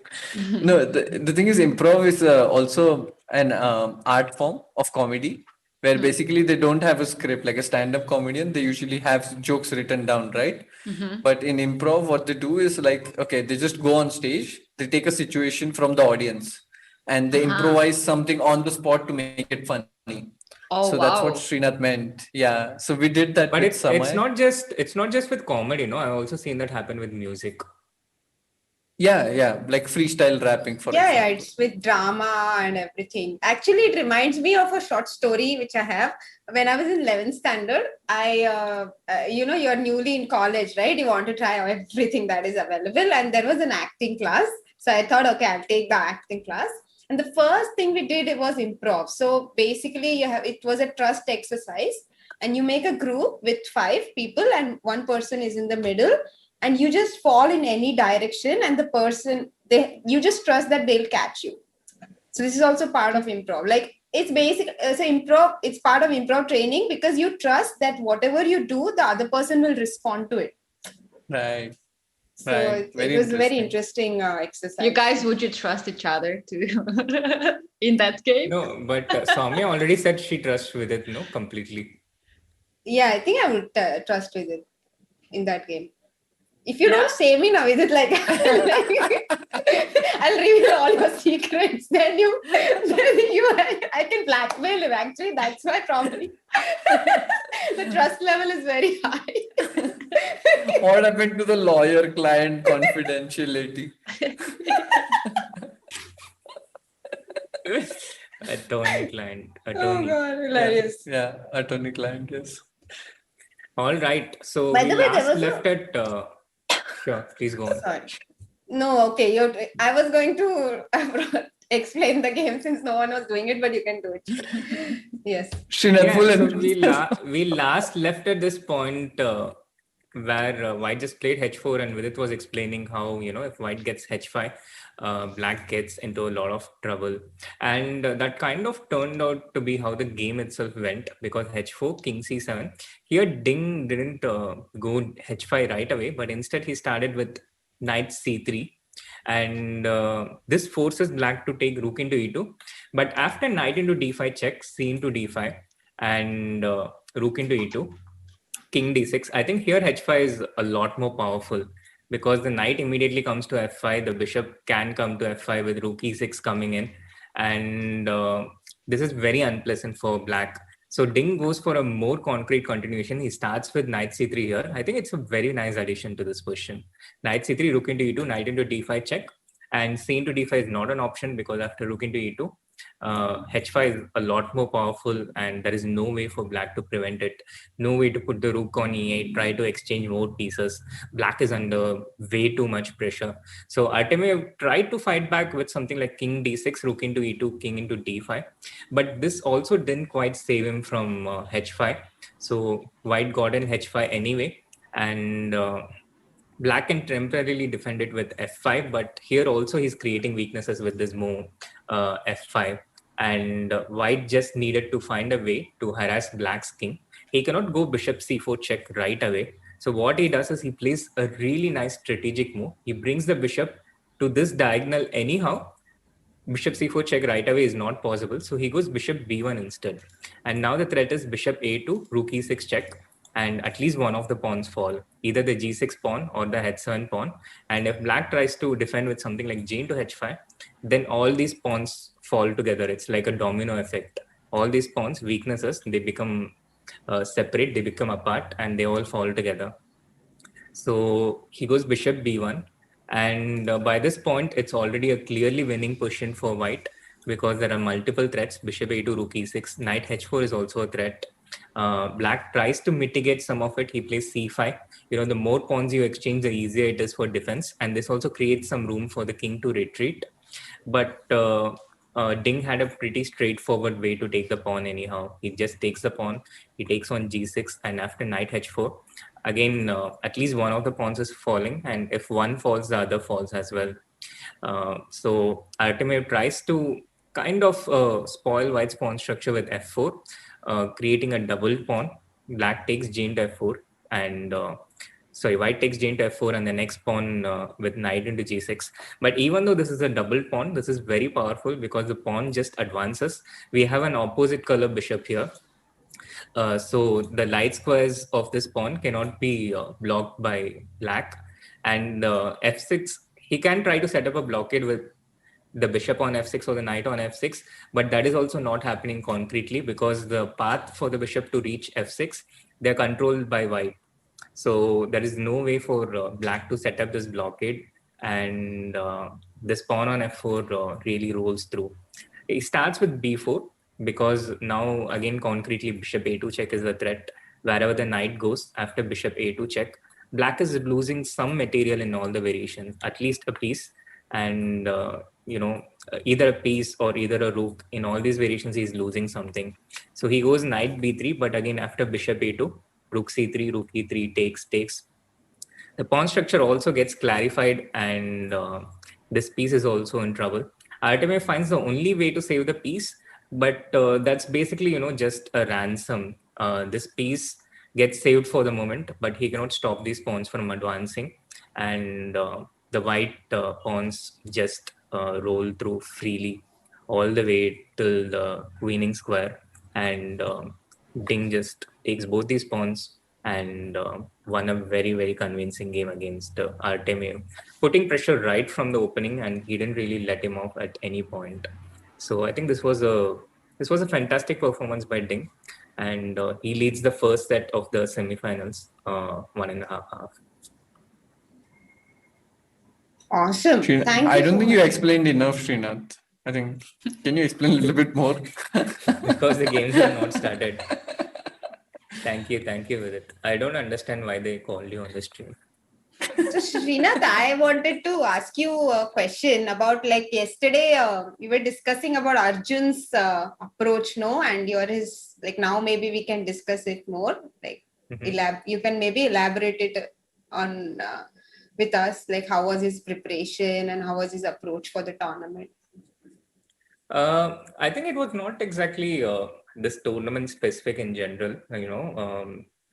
I think the pandemic has been utilized in different ways by different people, and some of these, a lot of these young kids, prodigies, they have used this time to spend a lot of time on their preparation. When pre-pandemic, you didn't get so much time for your preparation in general. You didn't have such a long gap between the tournaments. People were constantly playing different events. So Arjun, he had been constantly working on his chess even before this tournament started, even before the Indian qualifiers started. And he was just, doing his routine work. But it seems like something changed in the second quarter of this year. His fundamental approach towards how he works on openings. Till before that, I think I must have mentioned it like about 1,000,000 times to him. Like, the amount of times that Vidit complains about his journey from Nashik to Europe, I think the same amount of times I must have emphasized the importance of opening preparation and how he should work on it to Arjun. But something changed in the second quarter of this year, and he really started implementing it. And he came up with various new ideas. For example, Petrov is something he has never played before, but he was really well prepared and managed to hold against the best of opposition in this tournament. And so 1e4 is not something he plays a lot, but that also he was quite well prepared. And in general, I would have had to do a lot more work when we were working together, and there would be much lesser contribution from him in terms of opening preparation. But in these last few months, it has been a lot higher from him because he has finally understood and started implementing some things. So I think that was the fundamental change in approach, what shifted things for him. But what made you think that, what made him work you? You said something changed in the second half. Like, what was it? Yeah, I'm not exactly sure what changed, but sometimes you keep hammering something in, and then you just realize at some point, yeah, people people sometimes they don't change something for a long time, but I think for example, when there was a time when you're playing exclusively richer browser, and then you started including French and Karakan and all these things. So what changed in you? How did you suddenly Right. improve It's a your opening gradual skill? thing, actually. It's just like, you get sick of it. Like, either you lose too many games in that line, or you get sick of preparing the same lines again and again. You want some change. And when you look at some fresh opening, you're more motivated, I feel, in general, uh, to prepare, or because it's new information. Yeah. It's not the same line which you have to go over again and again. So it makes Yeah. sense. So maybe I'm just making a guess, but maybe in Arjun's case, I think it was his motivation to play such strong opposition, and that he had to get ready for it, or otherwise he would just get killed in the openings. I think it maybe that was the trigger for him. Oh, by the way, I think I might have to go now. So I won't be there for the last two games. So there will be less interruptions. Enjoy the games, guys. I'll see you tomorrow. Come on, Thank you so lady. much, Vedi. Such a privilege As to always, a have you with pleasure. us. Yeah, exactly. And see you tomorrow. Looking forward to having you tomorrow. Thanks for Things we have to trusting me, say on Soumya. official stream. Bye, Getty. Bye, Srinath. Bye, Bye. chat. Bye. Bye, Bye. Soumya. Bye Vedi. bye.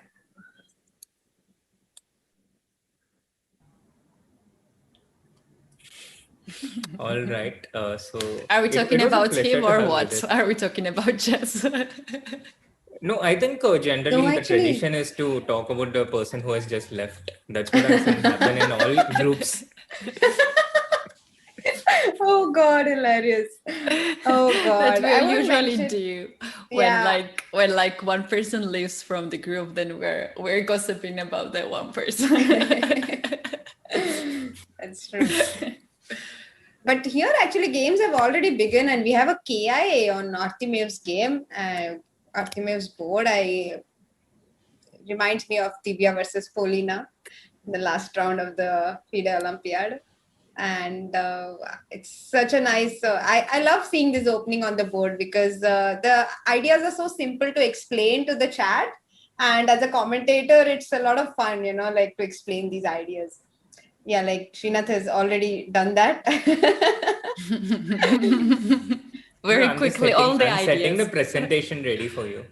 Oh, Yeah, I have exactly. seen this kind of positions and the ideas that Harika managed to implement everything on the board, where she was playing against Anna Muzichuk at women's speed chess.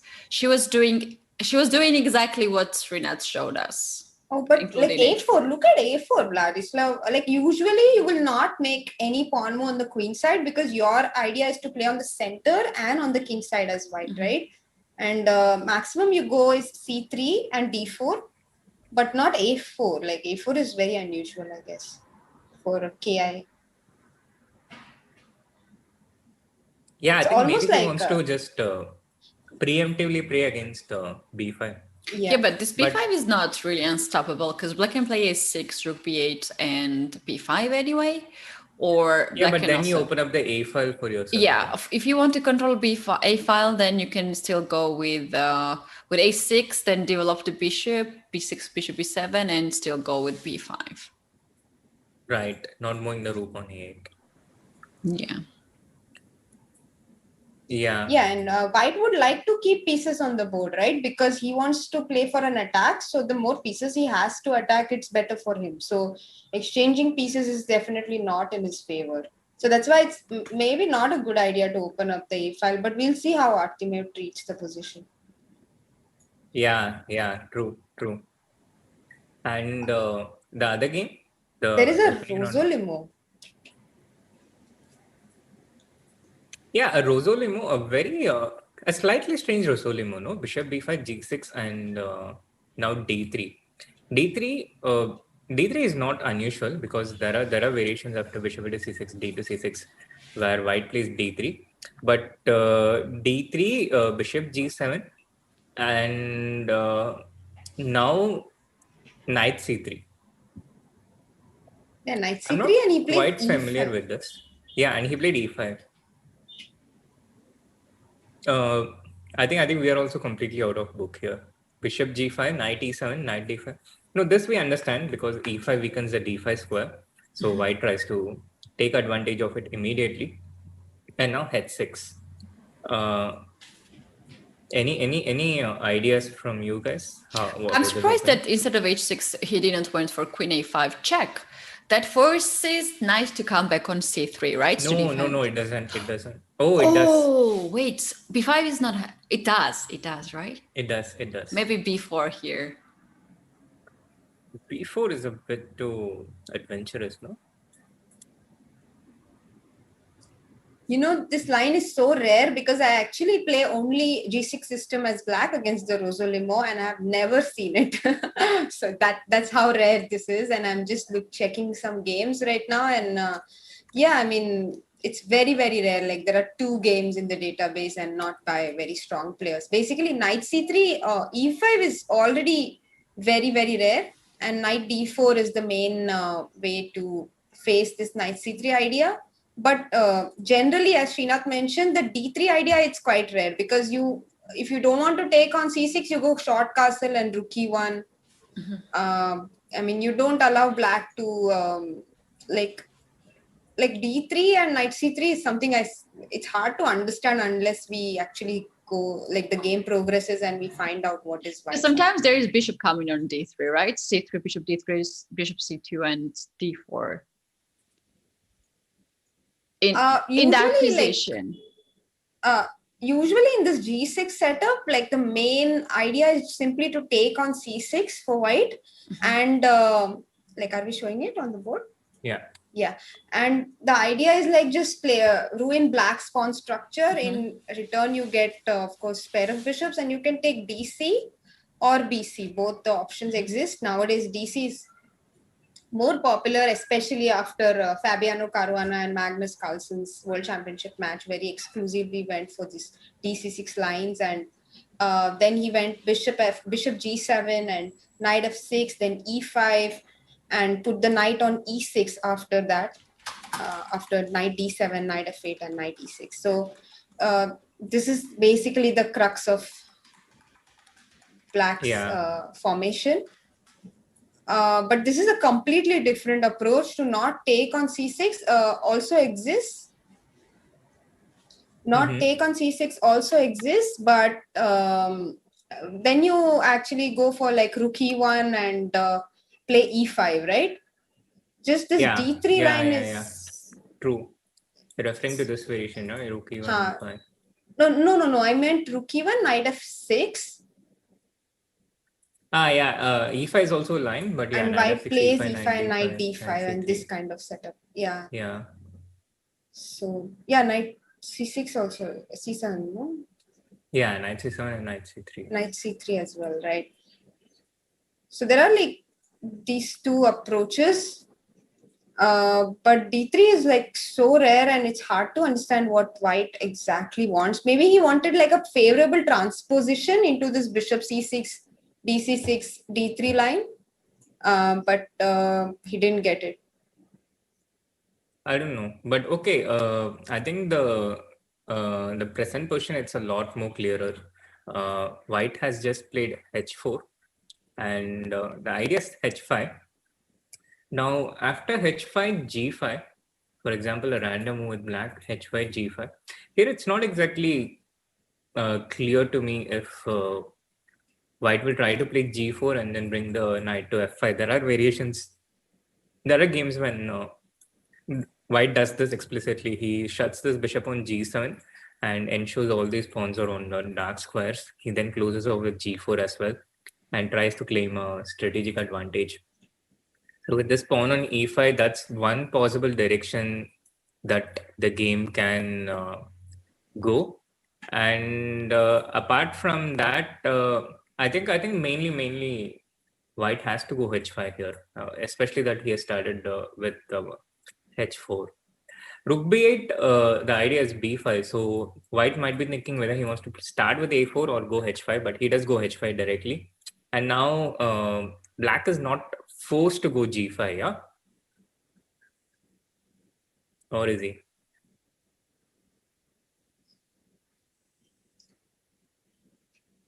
Yeah, he's not forced to go G5 at least immediately. He goes B5, bishop B5. But if you don't go G5 and you take on G6 with the knight, is it? But then H6.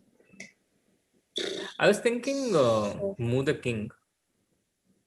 Achha, king to H7. But it does or feel H8? scary. It does feel scary. King H7, I just wanted to be careful with some knight G5. Yeah. Yesterday's Levon's game, yeah, but of course, position was completely different against Arjun, but similar.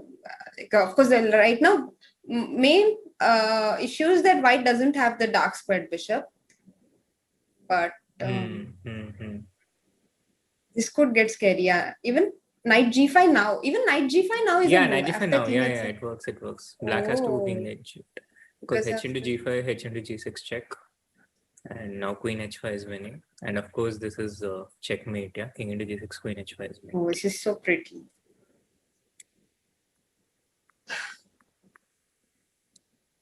Yeah, so bishop B3 and... So bishop B3 and probably G5 will be seen, no? Yeah, but if you play G5, I feel the position gets not so enthusiastic for Black. Then White closes with G4 and then I thought it could become a bit one-sided with this bishop out of the game. Of course, it's still probably quite okay for Black, but I feel practically it's easier to play with White. No. We can take Knight G5 now. Oh, but then Knight into D5. This is the problem. Because yeah, you are intending H into G5, H6, bishop H8, H7.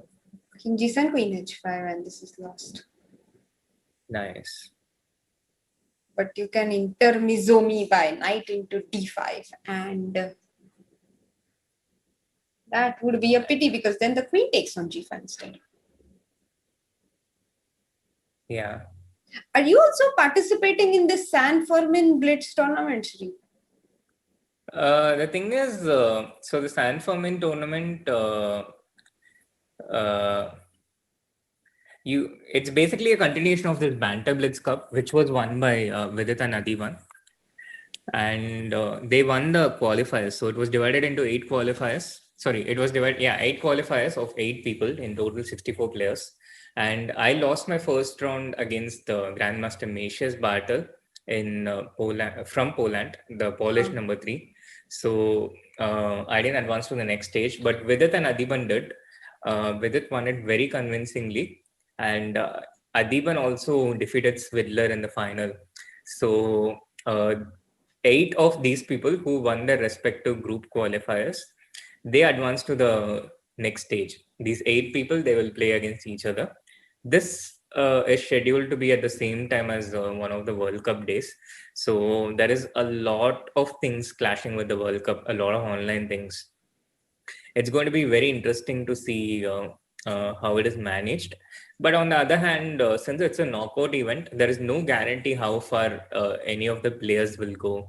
I'm not just talking about our Indian players, but at a global level as well. So right now, it's not easy for people to shift dates due to this uncertainty. And there was also a San Fermin Arena in which I qualified to the final, and that was a tournament I was playing right after the stream on the 3rd day. And there I finished in the 8th place, but only one goes through from that. So okay.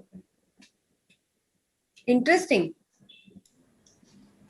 And how do you feel about playing 2-3 hours? Because yesterday also you played a tournament, right? After the stream. Yeah, yesterday also I played a tournament, but that was a very, very casual event where I was, just mostly talking more with the chat than actually playing itself.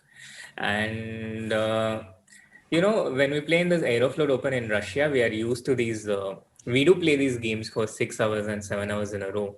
So I think doing all those things through the formative years, it really helps. And I think we can go on for about 6 to 7 hours in general, as long as we get good sleep around the days of the work, which I didn't get in the last few days. It's very tiring. It's very tiring. It's very tiring, and towards the end, I really couldn't get myself to play at my best yesterday. I was making a lot of mistakes. By the way, speaking of mistakes, do you think it was a mistake by Magnus to enter into this position? Like, if I play a move like G4, what is Black doing? Like, I'm just curious to understand why it's okay for Black this position. Like, Yeah, G4. After G4, the play gets completely shut off on the king side. So the only places that remain are the center and the queen side. And I think here there's still a lot of play. At the moment, the bishop on G7 seems to be shut. But I think black still has counterplay on these two sides. So although it looks nice for white from a practical perspective, I think Magnus knows what he's doing. He must have studied these questions with the pawn on e5 and g5 and all these things. And so therefore, I think I think it's about equal. also, I guess there are concrete problems in this position. Like after knight f1, there is c4 coming in, and after dc, bc, bishop c4 with the b2 pawn is hanging. So white's position is not that put together as it looks. Black has their resources. Another idea is to take on d5 and play f5. So Yeah. Black has options. Yeah. But it looked very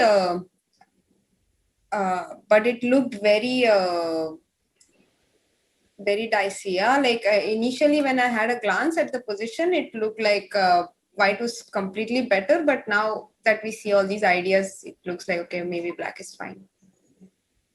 There's some ideas. Some ideas with G3 F4 from the expo position instead of you mean in the initial position, yeah? Yeah, Instead of going initial. G4. Yeah. Yeah, Is this dangerous attack approach for black? I think it's really hard to break through an open files here. I think it's really, really hard to do this because it's one thing is after f4, for example, I make a move, and then after f4, let's say the bishop gets opened up. It's well, the bishop gets opened up. That's one thing. And secondly, I think black has ways to ensure that the H file doesn't get opened. So for these two reasons, I think. So it's not worth it to open dark square bishop for this. Yeah, at least I would be instinctively against considering something like this. Although maybe again, Stockfish could laugh at me, but I would instinctively go against this. Aronian has played a4, and I think this game is probably going a bit too slow here. So I think we should maybe have a look at the other game, yeah, which looks a lot more livelier from what I can see. Let's go. So Artemiev Dinglish. Artemiev is down by 1 point. This is his last game with white in the first set, and he really needs to strike here. Otherwise, then he'll be in a must-win situation with black. And how's it going so far, Soumya? Your favorite Kings Indian, where you are quite enthusiastic. Yeah, I think it's, like position changed completely, no? Like from where we left it. I mean, we were trying to explain all the ideas, and then Artemiev went for this a4, and black took in the center, and e5 he just closed it. So usually white's idea is to play e5 whenever, as soon as he gets it, right? Like, I mean, you would have expected him to play 8 e5 and then go on with his plans, but he plays a4, d4, d4, e5, then c3. So no, I think this is a way to liquidate and make things easier, because when you play e5, there is still some complexity and tension at the center, and you do come under some potential pressure, right? If you take with the knight, then this pawn is dropping. If you Maybe take knight with the queen, d4 then here? there are knight d4. Knight d4 is a. But yeah, knight d4. I think white retains the pawn. Yeah, he plays c4 and then he takes with the knight. So But I like there how is white. some pressure. I like how Sorry? white handled it. Basically he put his pawn on c3, and now the d5 square is weak, but the d4 square which black got in return is covered. And after bishop e6, knight bd2, queen c7, he put his knight on c4, and he played knight g5 the next move with the idea to play f4. So it makes a lot of sense. Like whatever he has played so far is completely logical. It's just that black is also like, not being passive, and this knight h5 move I really like to provoke white to push one of his pawns. So he has provoked d5 now, and he gets the d5 square in return for his bishop. Where? When? On the 19th move. Okay. On the 19th move, he plays knight h5 on the board.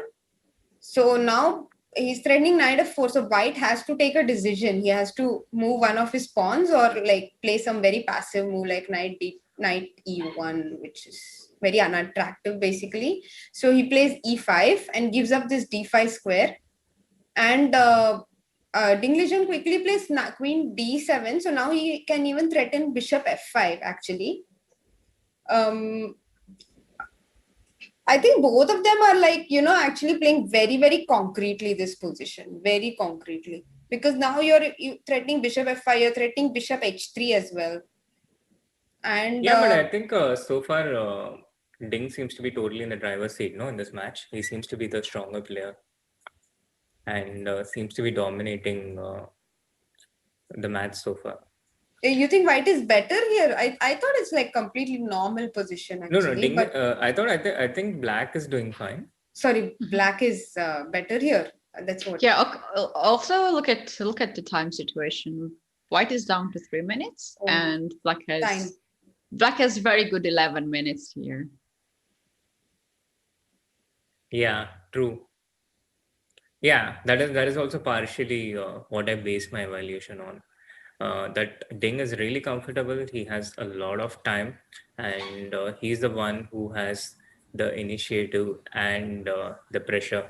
So I think overall, the immediate idea is to play bishop f5, and then it's not easy to find a way how white continues here, because white would want to play knight e3, but it gets hit with knight f4, and he just loses a pawn.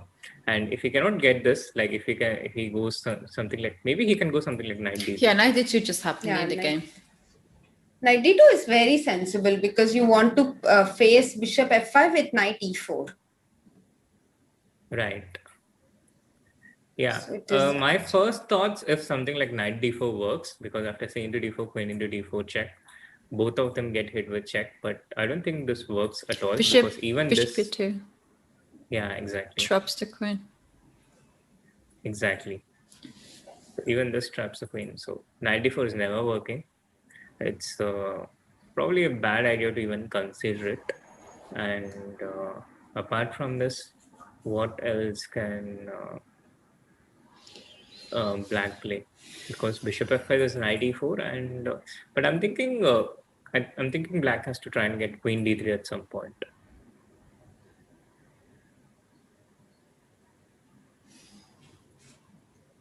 What are your thoughts? I like this knight e4, bishop e3, rook d1 idea, and seems like queen d3 is the one which stops this happening. But here, how about just to capture the queen and try to maybe get on d6 somehow, knight d6, e knight maybe. Yeah. E knight. I think either way, white's position is nice here. I think so. That's exactly why black played f5. He just completely prevents this idea of knight e4, knight d6, and the drawback, it allows white a protected passed pawn, but he won't mind it for now, because I think it gives black plenty of things in return. Just stopping this knight e4, knight d6 is such a powerful idea from black. But what can be the black's plan after that? Like, for example, can white now finish the development? Like bishop. Yeah, somewhere rook d. Yeah, bishop b2. Let's say queen d1. He goes for knight on h5. G6 Yeah, is the computer doesn't possibility. like it. The computer doesn't like it. I'm not sure about g6 myself. I was thinking of something like queen e8, but maybe because I want to keep this option of g5. You know, I don't want this But how pawn to be about okay? dependent. If bishop f3, then you can capture on f4. Yes, and bishop into c6. Queen g6 check. But king h1. No. And bishop c4. Can I play something like that? Nice. I think this works. Yeah. Oh, actually, we have queen e8 on the board. He didn't go. Went for g6, and white quickly played queen e2. Yeah, white quickly played queen e2. White has very little time. He has only 2 minutes. He has to make these quick moves. Meanwhile, the Levon Aronian versus Magnus Carlsen, the third game, has ended in a draw. So they are tied at 1.5 in the first set, and we will see game 4 in the next 15 minutes, where Magnus will have the white pieces, and it will basically decide if Magnus wins the first set or Levon, or if it goes in a draw. Yeah. What are your thoughts about that? Well, since Magnus has the white pieces, I think he's a slight favorite, because these players, they have managed to create pressure against each other with white, and also since they know each other so well, they have known each other for almost 15 years. I think they understand exactly where they can exert the pressure and their opponent's strength and weaknesses. So I think Magnus has very good chances to strike with white. It depends on what position he gets in the opening. But again, what I've noticed in the games of these players is that they do find very strong ways to create pressure in the opening. And I told you, basically this G5 idea, it really creates this strong pressure. So G5 takes knight f3, queen G6, and look at this amazing mass here. Yeah. So how this maneuvering with queen d1, queen e2 helped black to get a very comfortable queen on the king side? Yeah, but on the other hand, I don't think white had too many attractive options here. This f5 move, I think it was a really, really strong move. It was not obvious to us.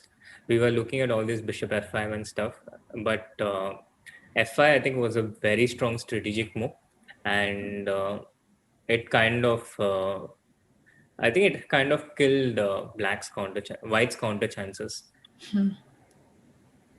And now Ding is marching towards winning the first set, because if Ding wins this game, the first set is over. It's 2.5. Yeah. Ding has already won the second game, and now at the very least, can he take on e5? If queen takes, bishop takes, and there are gonna be some things on h2 as well. Yeah, but knight into b7 is maybe the Knight f3 move that stops this. Yeah, knight f3 check, very strong move. And if, of course, taking with the bishop is ruled out because that loses the queen. So white has to take with the knight. But now after g into f3, bishop d5 comes really unpleasant after. Yeah, that is the key move. And everything is under attack. And it's the same with queen into f3 as well. After bishop d5, everything is under attack, and at least a piece is lost. So knight f3 check. White has to play king h1, and here there is something really nice, maybe for the chat. Black to play and win. I'll put it for the black side. So finally, chat gets into the action. Let's see who is the first. Yeah, let's see who is the first. And thankfully, it's not Katie this time. No. I'm behaving so well. You learned Learning how fast. it goes in the Chess 24 India stream. Yeah. Yeah. Meanwhile, there's All someone right. in the chat, Tanmay, asking since Vidit is traveling on the dates of Banter Blitz finals, can he forfeit his spot? My friend, that's not how the world works, you know. You can't say, no, I'm not playing, give it to this guy. If he forfeits a spot, the person who qualified next, you know, maybe the guy who he beat in the final will take his place. And I am also traveling on those dates. I am also going to Sochi as the coach of the Indian Open team, you know, the men's team. So But your traveling hours are not that long, right? yeah, my Hopefully. traveling hours is 10 hours shorter. Wow. And it includes AD right from the beginning. So, you know, it's going to be even shorter.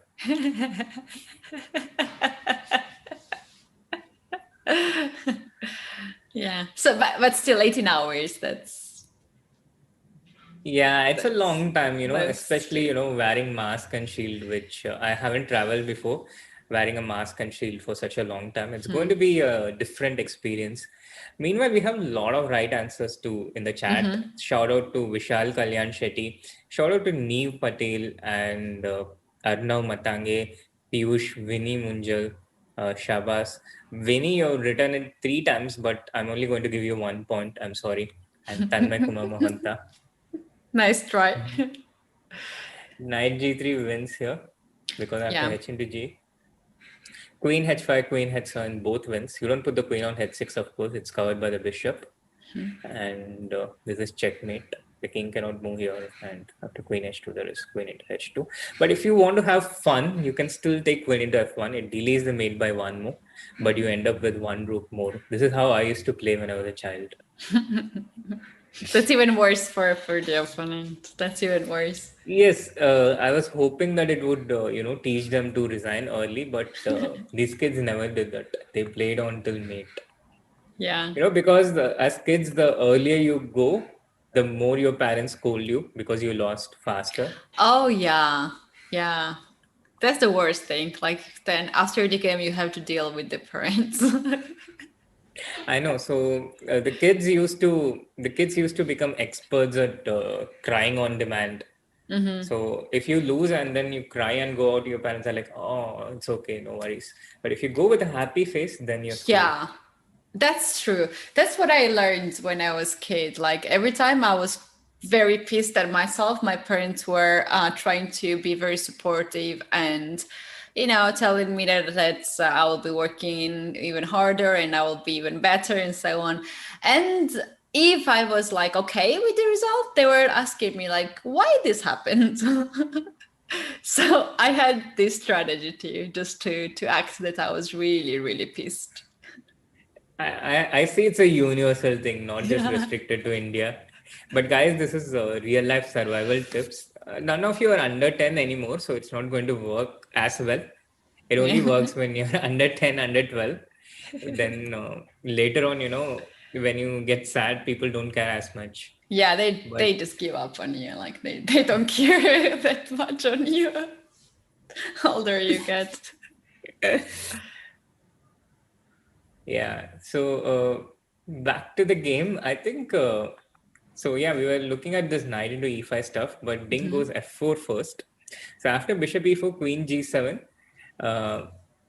After knight into b7, it looks like white is winning an exchange, but black doesn't really care because look at these wonderful pawns, f4 and g4. These pawns are, you know, just rolling along and dominating. And on the other hand, look at how white's pieces are. They are, you know, they are suppressed. They're just suppressed. You know, I played this game called Valorant, and recently there was a new character released whose powers is you can suppress them. You can suppress your opponent's special abilities. So similarly, here it's almost like White is playing against KO, a team of KOs on the black side, and all of White's pieces are just suppressed. They don't have much to do. Knight d3. Don't you think here is going to be the same ideas as we demonstrated earlier, like after knight f3 check, he cannot capture this knight. And if king goes on h1, then we might have the similar idea. Yeah. Oh, yes. Yes. Once again, chat, do you recognize this pattern? Same pattern, but slightly different position. So in this case, what should white play against? First of all, what should black do here? And then in this case, what is white's correct move? If you found black's answer, then what is white's correct move after knight f3 check? These are the two questions you have. Guys, yeah, I'm really sorry, Vinit. I'm really sorry. Didn't mean to start the topic of that. What topic? No, about the parents being strict. Yeah. So the knight f3 check happened, king g2, knight h4 check, and Artemi is down to 20 seconds and he's under intense pressure. He has a difficult position. He has to try and find an accurate defense, but his position is just so depressing. The king can, does the king go to g1 or h1? He goes back to g1.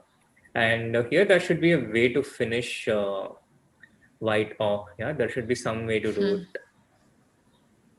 Yeah. I don't How about quite... c4? How about c4?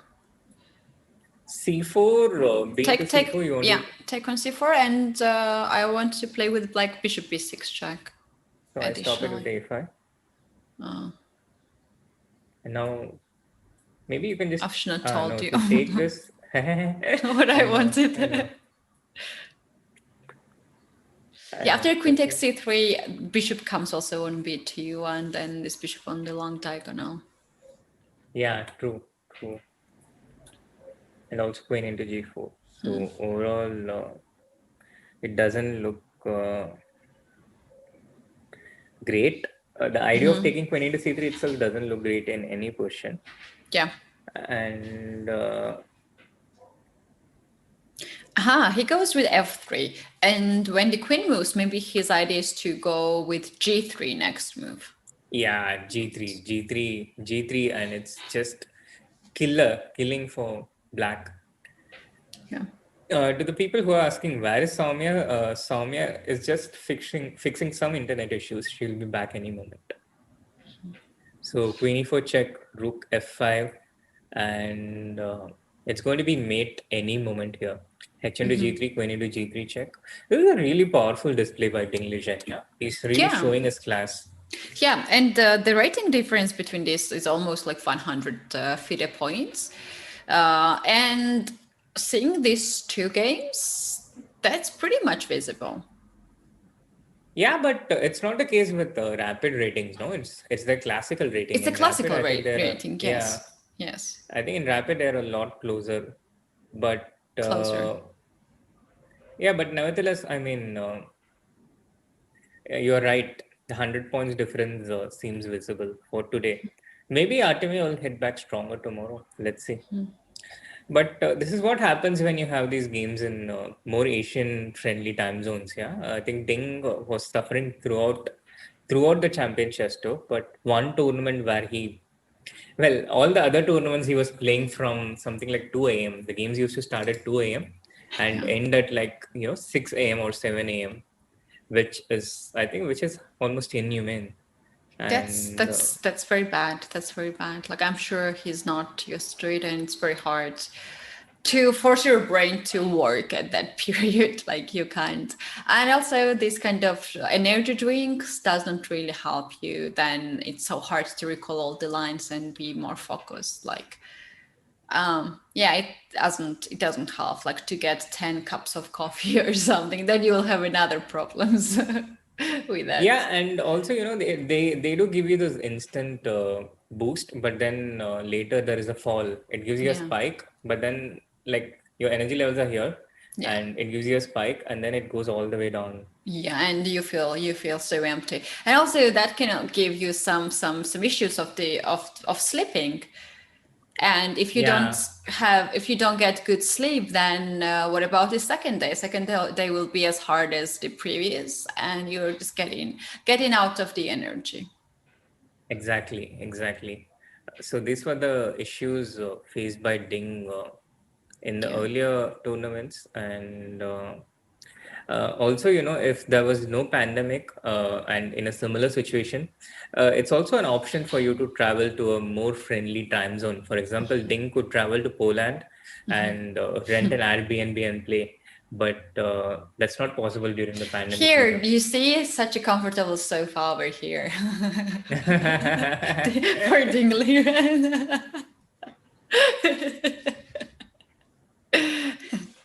I had some chess friends here staying, so I know. Bella. Nina. Nina. Nina, yeah. She was staying. Yes, you told me. Hi guys, looks like I missed out on a lot. I got disconnected and it took me a lot of time to reconnect, and then I thought I might as well have a coffee. So yeah, I got the coffee too. Whatever you do, it's by the way, let's get coffee tea. Oh, so Dinglish is winning or he won already? This is so nice, this position on the board. He's winning. He's winning so much. Wow. So Ding knows you, yeah? I mean, he knows that you're going to come back at this point, and he wanted to greet you with this position. Yeah, I think Artemiev is not thinking about this exact position, but he's analyzing how he could play better earlier, because it's so hard to find here anything. Oh, totally, Katie. Yes. Do you also go through this? I go through this so much. Oh my God, what did I do? Yeah. That's how I know. Focusing on the present position, you're like, maybe that 10 moves earlier, I shouldn't have given that pawn. Exactly. I think we all go through that, not just in chess. We all look back and say, why did I do this? Yeah. Oh God. I have issues maybe I should have chosen a different opening. These kind of thoughts, yeah. Rather than thinking on this position on the board. There are regrets starting from first move. That's for sure. Exactly. No, but over time, I think you start gaining control over that. I think it happens until a certain point, but after some point you learn. I think you kind of learn internally that what you realize with hindsight is not really your fault. After some time, I think you just limit the time you spend for that regrets and. Yeah, exactly. You gain control faster. Yeah. What becomes clear with hindsight is never your mistake. Yeah, that's what I have learned. That's totally true. I totally agree with that. By the way, your Queen H3, King G1, Rook G5 is mate. So has Ding played it, or he's finding? Soumya, please be careful. Oh, because Rook H2 is the point. Thanks. Wow. Thank you very much for pointing that out. So that is the reason this kind of stuff doesn't work. He plays King H6. That is the reason why one needs to stay concentrated till the very end of the game. Yeah, that's the reason why Ding is still focused. Yeah. King H6 I like very much. King H6 is H5, but what happens after Rook H2? King G7. Rook H5 is great. Even King G7 might have worked actually, because H8 is controlled. Yeah, but all roads lead to Rome. This is very nice. Yeah, King on H5. Yesterday we saw Aronian's King on A5. Today we are getting to see the King on H5. All these beautiful concepts. Yeah. I just remembered one interview with Dingley when I think it was at World Cup. He won a great amount of money, and I asked are you planning how you're going to spend this money? And any guess what he said? What he replied? He will put it into his chess training. No. That's clearly not a priority. Okay. Oh, I know. The government takes up a lot of their funds, no? So I don't know if how much money. They pay a lot of taxes in China. No. So I don't know how much actually he got. At World Cup finals, he got into the finals. It was the World Cup. Even in the first round, if you lose, you get 3.5. No, I know that you get a lot of money, but the point is in China the taxes are very high for the sports persons. So almost 60% That's what I heard, that they pay to Wow. the federation and the government. So they don't Wow, really get as 60%. much as we think. Oh, But look there at are this exceptions smile for. at Stinglerian's face. Nice. He's so satisfied. He's so satisfied. I miss that. I miss that feeling after winning a chess game. He cannot hide it. He's actually the one who always have this, serious face, not showing too much emotions, but he cannot stop himself to show how happy is he. Yes. So Katie, what was Ding's answer? Sri, you want to try, or Chat wants to try? I can. We can try. We can try. And I think Chat can also try. Chat, what do you think he replied? And meanwhile, we can just go through the first 6 moves of the Carlsen Aronian, the final game. This is going to be the last game for the first day of the semifinals of the Gold Money Asian Rapid. And here, Magnus played the London system, and Aronian plays 3 bishop g4, which we have already seen in the Carlsen Gukesh game. But against Gukesh, Carlsen played bishop e2, and here instead White deviated with f3, bishop d7, and g4. A very an approach which is not at all recommended for people who are starting to play chess, but it's understandable. White takes up a lot of control on the king side, and since the center is closed, there is no immediate threats against against White's king, and he has enough time to take his king to safety. So when your center is closed, you can afford such things in the on the flanks, either on the king side or the queen side. So g4, c5, c3, queen b6, and now queen b3, e6. This is the present position that we have. The advance on the king side, it keeps the space while we are probably expecting a queen exchange on the queen side. So I think the position is about normal. The queen b3, queen b6 typically happens in these London systems. So knight d2 played c4. And after the queen exchange, White will have extra space on the king side. So I think I like Sabyasachi's answer, chessable course. Is that right, Katie? Oh, back then there was no chessable courses. Unfortunately. Someone wrote motorcycle. I thought that was also funny. Motorcycle, yeah. So we have some ideas of house. I would buy a house if you want that much money. Creeps. Did he buy some kind of a? I don't know if it was Wangham. I would bet that he bought something related to gaming because he loves gaming. So some kind of a virtual reality PlayStation kind of thing. I don't know. Okay, But, so it was like this. I took an interview. Like I was so happy. It's like there's so much money. How you're going to spend this? And with his face and calm voice, he says, "I will give it to my mom." And it's like, what? Oh, so sweet. I couldn't stop. sweet. Like I couldn't stop this reaction. Like what? He will not buy anything. And he said that by mom, he said that he's giving this money to his family, and they are, they are probably planning. hey, that's what I also used to do. until which age? 3. I think until I was 19. That's Until I was sensible. 19. After 19, my chess expenses and income both I managed it myself. So yeah. How about you, Soumya? My dad is a banker, so for a long time he managed my finances. Like even all my prize money, I used to just blindly give it to him, and he would manage my finances. And it took me a long time. Like I had to actually prove it to him that I can handle my own money, because he just didn't trust me. And only the first time I That's stayed not specific abroad. to banker dads. I don't know. I think it's very specific to banker dads because they are so cautious with money. Like they are like, oh, you will just waste it. You will just invest it in the wrong place, all these kind of things. So I until I was 24, I had no idea what was there in my bank account, nothing. Like my dad used to take care of everything.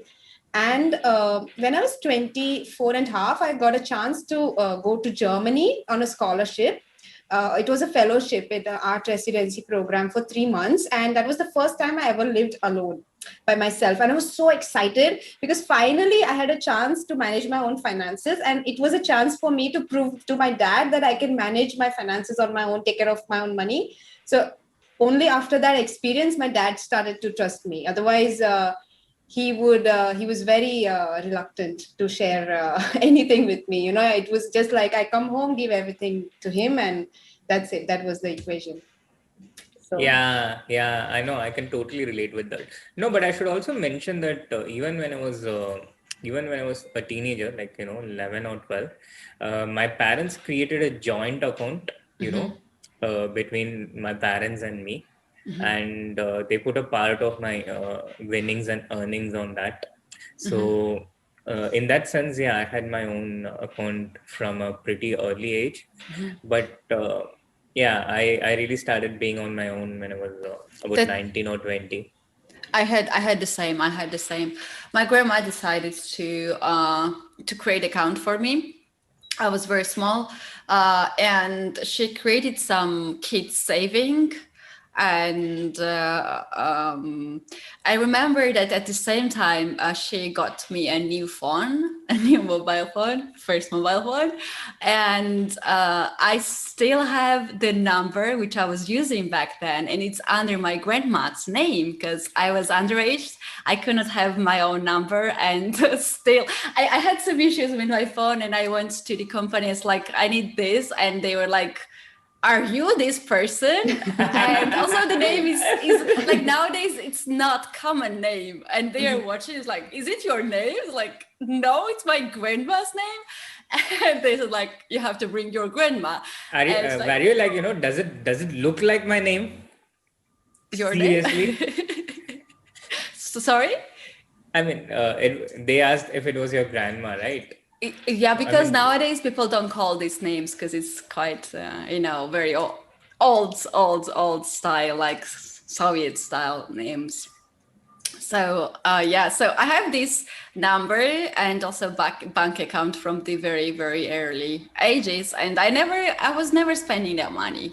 I was never spending, just collecting. And I remember that first year at my university, I went at the bank take them out, and it was such a painful moment that I had to spend for 1 year of my studies everything that I collected for years. And I was like, do I really want to study?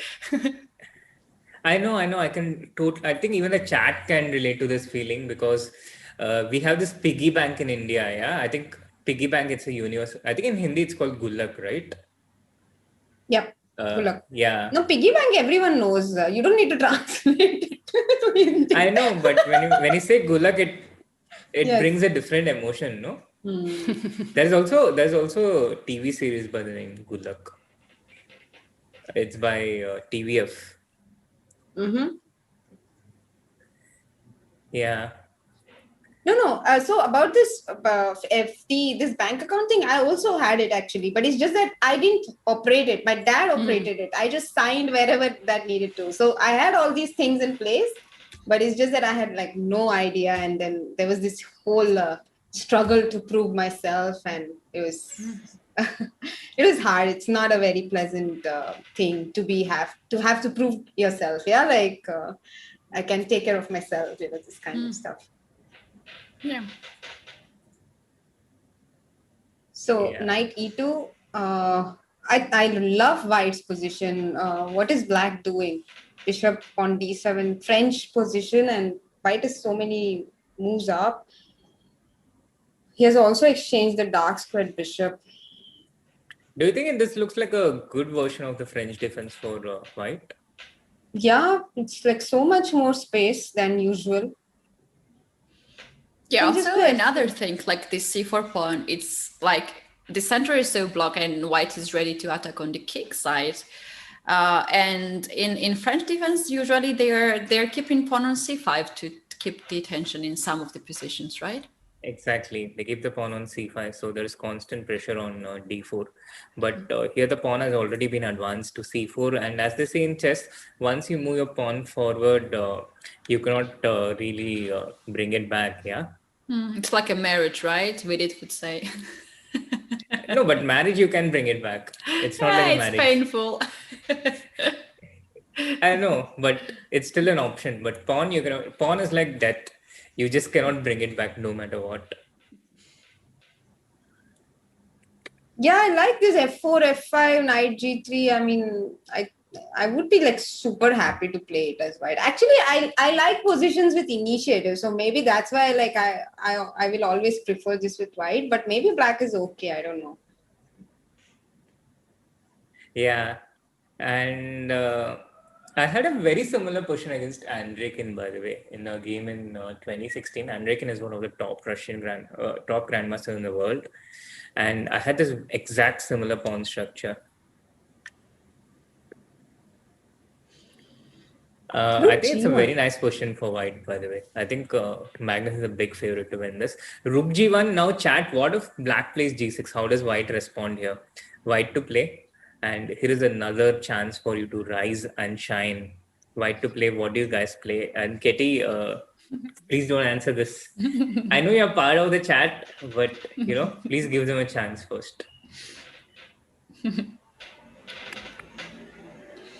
I think producer should mute me at this moment. I know. If I was the producer, I would immediately do it. I'll just have this all time ready, and then the moment I finish the answer. I did it so many times for the first time when I was here with Srinath and Adiban. I think I did like 4 or 5 times, and I was repeating doing it. And the guys were like, they were so nice. They don't want it to be rude to me, but yeah, it. Have you watched Friends? Yes. Oh yeah, of course, 10 times, I guess. Everyone has watched Friends, no? Yeah. So Katie used to be like Monica, We ask a question and she's like, I know. You remember the class Phoebe took, and then she decides to take Monica along with her. Oh my god, that episode! And Monica is like, "Yeah, I bargained for extra tests. Extra tests means extra learning, guys." Essay questions. Oh my god! Yeah, I was that bad. Yeah. But that's great. That means like you're so enthusiastic about seeing chess. And do you by the way, you're streaming a lot, right? Yesterday only we discussed this post stream. So do you also get time to work on your chess? I scheduled like this to have one day with my coach for 1 hour, and we were working on some openings. We were talking like preparing for some tournaments, and that was like for months I was doing it. But this month, July, was extremely hard for me, and we just decided to stop for a while because physically I cannot hold this much of the work. But I hope that for the next month I will just keep it going, because this is super nice to have a coach, even once in a week, and I'm getting all these updates, all this new information, and it's just good to have a mentor who will just tell you analyze this book. This book is good, so I'm doing it. It's always nice to have some person who gives you directions, who helps you with directions. Yeah, there were some moments like he was asking me if I had some questions at the openings that we were working, and I was like, no. And he was like, okay, did you work on them? I was like, no. So then we decided to stop for a while, because you should want to have some chess practice, right? And to be focused on it. Otherwise, you are just spending 1 hour to just just like that. Yeah, absolutely. True.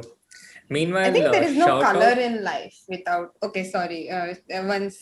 Shout out to Savya Sachi, Jimmy Barrett, Shabas, Jimmy Barrett again, because he wrote it 2 times, one RG6, and then he was probably not sure whether, I would know what R means or not. So just to clarify, he also wrote Rook G6. So well done, Jimmy. That was, and Anindya also, very clear answer. So Rook G6 is the right move, and Anindya also wrote it right 2 times. First, he wrote in a clear literature way, Rook into G6 check and follow up with Queen G6 check after takes. The second time, he just wrote the notation, Rook into G6, F into G6, and Queen into G6 check. So very, very helpful that you give such clear answers, and it is the right answer. So well done, all of you guys.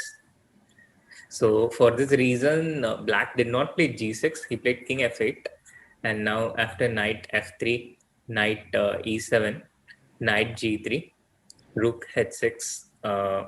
Here, I think H4, Bishop H3, and F5 is the idea. Yeah. Looks Yeah, nice. I think Black has a long day of suffering, but luckily it's a very short game, so it will end very soon. That's how I evaluate the position. That's savage. Long day of suffering, but a short game. So yeah, H4, H5, there are so many options for White to improve his position, and Black simply can't help it. Queen D2 on the board. But why is Magnus playing so slow if this position is so easy to play with White? And if this position is so difficult to play with Black, then why is Aronian playing so fast? It's Queen D2. Maybe he wants Queen F5 and Queen G5 at some point? Or what is the idea of Queen D2? But I thought also is he preventing B4 in some way? Is he just putting his queen at a better spot? But honestly, I felt the priority should be H4, H5, Bishop H3, F5. This seemed like the sole direction of where White should play against. Also, I'm really surprised at how slowly Magnus is playing in such a comfortable position. No, but this is Magnus style. No, I have seen some of his games where there was an option to create an attack against the opponent or take a pawn, and he took the pawn. Like he likes to keep control in the position. That's something I have noticed about his games. I understand, but how exactly are you losing control with H4, F5 in any case? Yeah, you are not, but he doesn't want to allow any counter plays. He plays A3, doesn't want to allow B4, but it creates some holes, of course, in his positions as well. No, but B4 comes anyway, no? Like you get A5, Rook B8 and B4. It just delays it by one more, right? Yeah. So it's not something I totally understand. Honestly, I'm missing VD. Hey, but, VD raid in VD's channel. What is this? I know, right? What is this? I don't exactly understand what's happening, but guys, thank you so much for the raid. How is this working? Like I also don't understand, but thank you for the raiders and the people who send them. BD and Anish. And CBI. And Chessbase India Sagar. Mm-hmm. Thank you, all of you guys, and welcome to the Chess 24 India broadcast. And while you're here, do like the stream and subscribe to Chess 24 India if you haven't. Yeah, I think I see your point, Soumya. So let's say H4 happens. Here, I guess Black goes B4 directly. And I guess Magnus wants to be at a point where at least he opens the A file when this B4 happens. So he starts with A3, and then after A5, now he goes. It looks like you're admiring something and smiling, and I'm certain it's not my analysis. No, I'm just like so sweet. Yeah, everyone is in the chat and they're like writing VD raid, Anish raid, Samay raid. I'm just like feeling grateful. Thank you guys. And at least you can say no, Srinath, it is your analysis. Oh, no. Thank you. I thought we are doing honest streams.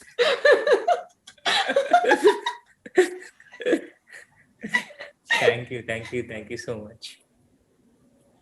Yes, now I'm going to pay my full attention to what you were explaining. No, I'm sorry. I've Please, lost my mood. H4 on the You board. This lost is your what chance. you have been suggesting, and Magnus has heard you. Yeah, so again, the point what I was saying is like if you start with H4, after B4, the A file doesn't open, but if you include A3 and A5, then the same position, white opens the A file when black plays something like Rook B8 and B4. Now again, your attention is gone towards the other side. So Is that better to have open a file for white? I'm not sure, but it could be useful someday somewhere, no? It could be useful someday somewhere in the end game. Yeah, also the king And on f8 is not the safest king. yeah, so practically it's a really nice position for white and a really depressing position for black. That normally I would expect the time situation to be exactly opposite, 9 minutes for white and 4 minutes for black. But how does black defend in this type of a position? Because black has to try and generate some counter chance some way or another. So bishop h3 is coming by force. He has played rook b8 in order to try and respond. Oh no, he hasn't yet played rook b8. Yeah, but rook b8 is what I'm expecting. Bishop h3, b4, a into b4, a into b4. But the kind of advantage that white is getting on the king side, black is not getting the same on the queen side. So white just seems to be much faster, and it's not really completely clear for me how exactly black defends here. But again, the thing is, it's not easy for white to get f5 either, yeah, because whenever you play f5, black can take into f5 for the moment. He has these two pieces defending f5. White has these two pieces attacking f5. White needs one more piece in order to be able to capture f5. So f5 is not happening immediately. But instead, what Aronian has done is he himself has gone f5. Now, this prevents white from playing f5 forever. But on the other hand, it also gives white a completely free hand on the g file.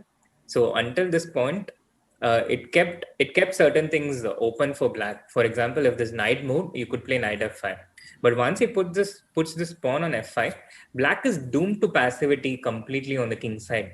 So white has a completely free reign on the king side. He can go, for example, queen g2 and ideas like knight e4, and black will never have knight f5. So I think So this kind clearly, of makes it a bit more. white will not react with this f5 pawn, right? We will not see en here.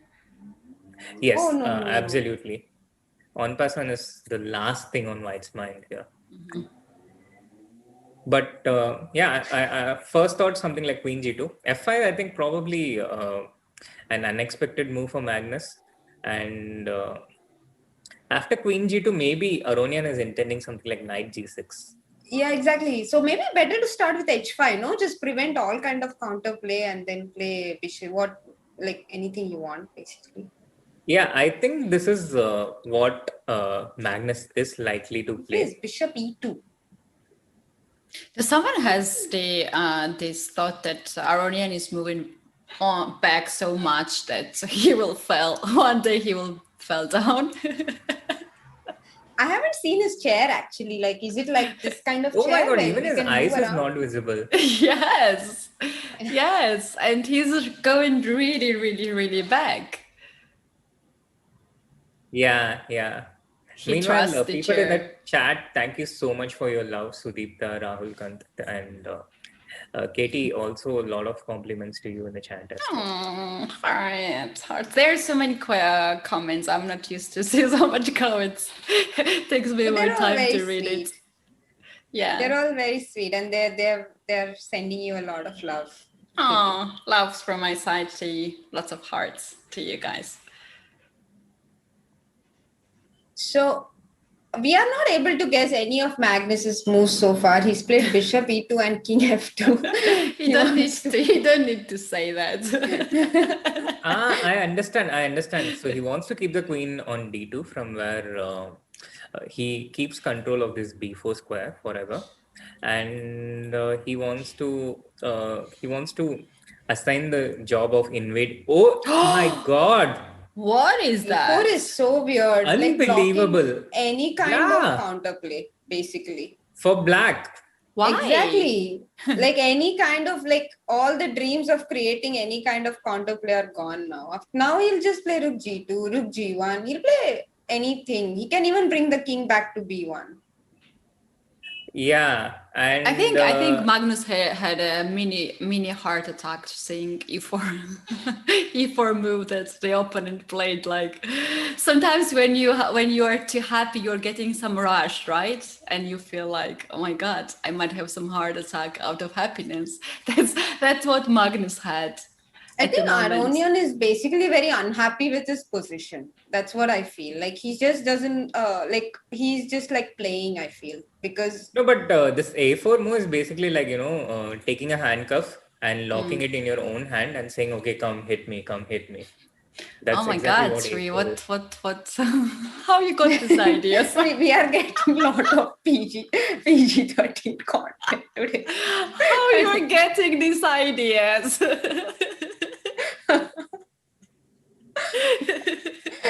Oh my god. So rook a g1 on the board, and yeah, actually knight f1, even knight f1 is fine next move. Maybe he wants to play huge g6 advantage. and then pretend that's safe and start to play king e8 d8 and so on the queen side. But when you play g6, yeah, like I understand, but when you play g6, you also create a hook, right? And then I can just play h5 and knight h4. Yeah. So I can just use it to, I mean, basically white has such a free hand here, and whatever black does is only going to benefit white more. Yeah. Oh, so he wants to play knight h6 and knight g4 now. I think that's what he's trying. But after knight g5, you cannot, or any knight move, you cannot get on Yeah, the g4. problem with knight g5 is you're blocking your own g5. Yeah, you don't know. Yeah, then knight e1 maybe. Just But h5, knight h6, and now knight g5, you're anyway taking control maybe of the knight h4 square, here.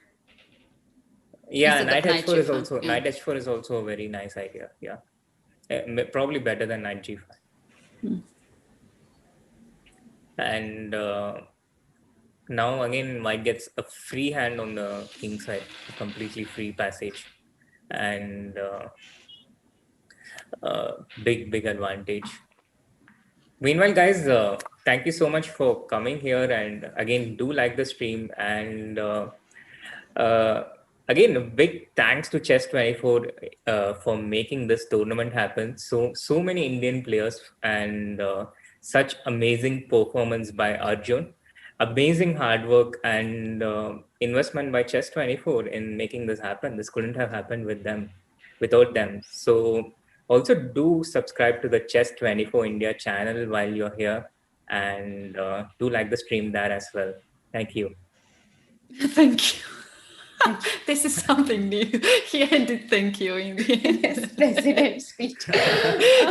You're improving your speeches. Hey, let's guess white's move. Now it's fun, I think, this position. So he's played knight g5, so one chance gone. Let's guess white's moves, chat. How will you play? And we'll also guess along with you. Yeah, Rook so rook a6. a6 just played by black. Let's see how white finishes off here. Knight f1. So he wants to go to h2, f3, and h4 with the knight, is my guess. Awesome, Soumya. I think you're bang on target here.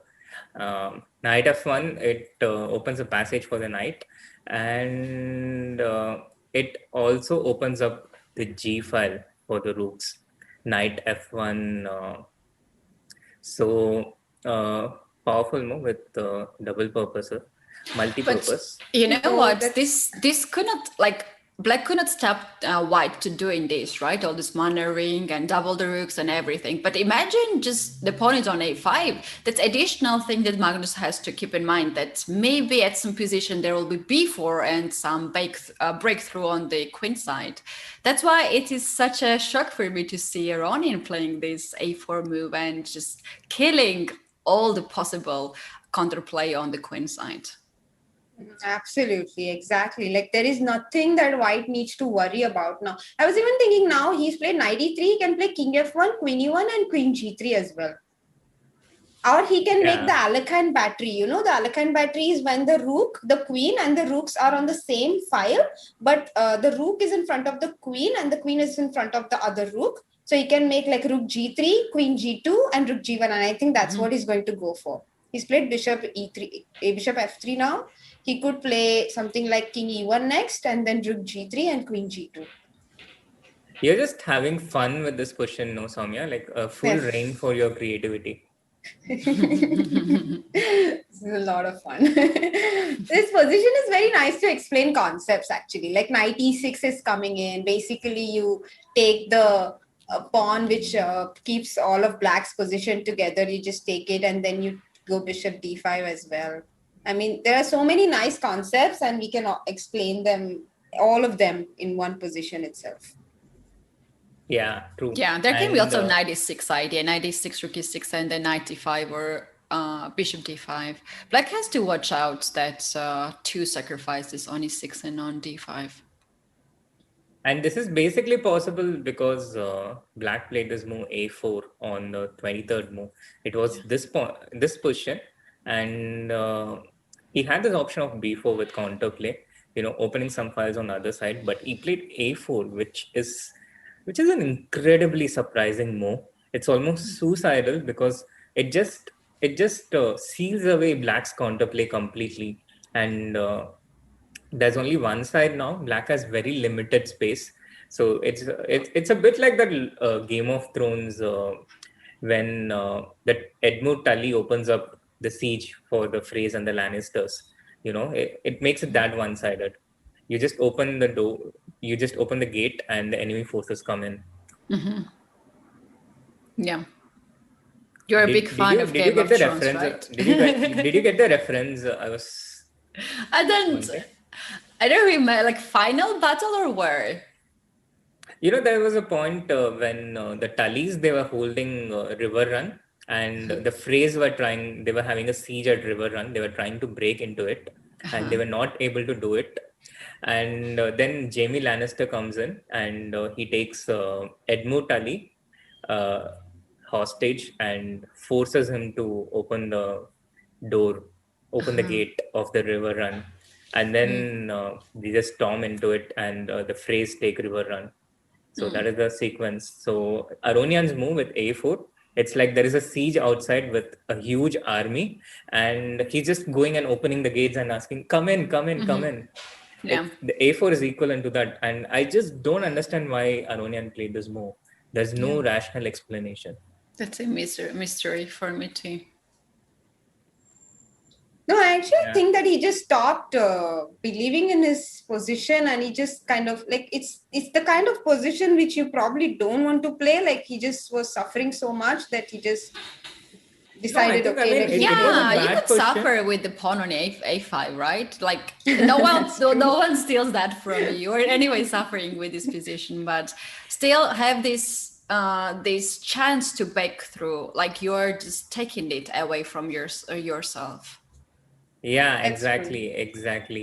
It's one thing when your opponent takes away this kind of opportunities, but when you do it by yourself, it's just there is something really, really deep in that Aronian is thinking here. Like maybe he can hold this position on the king side, and he was afraid some breakthrough from white, like a4 or something at some point.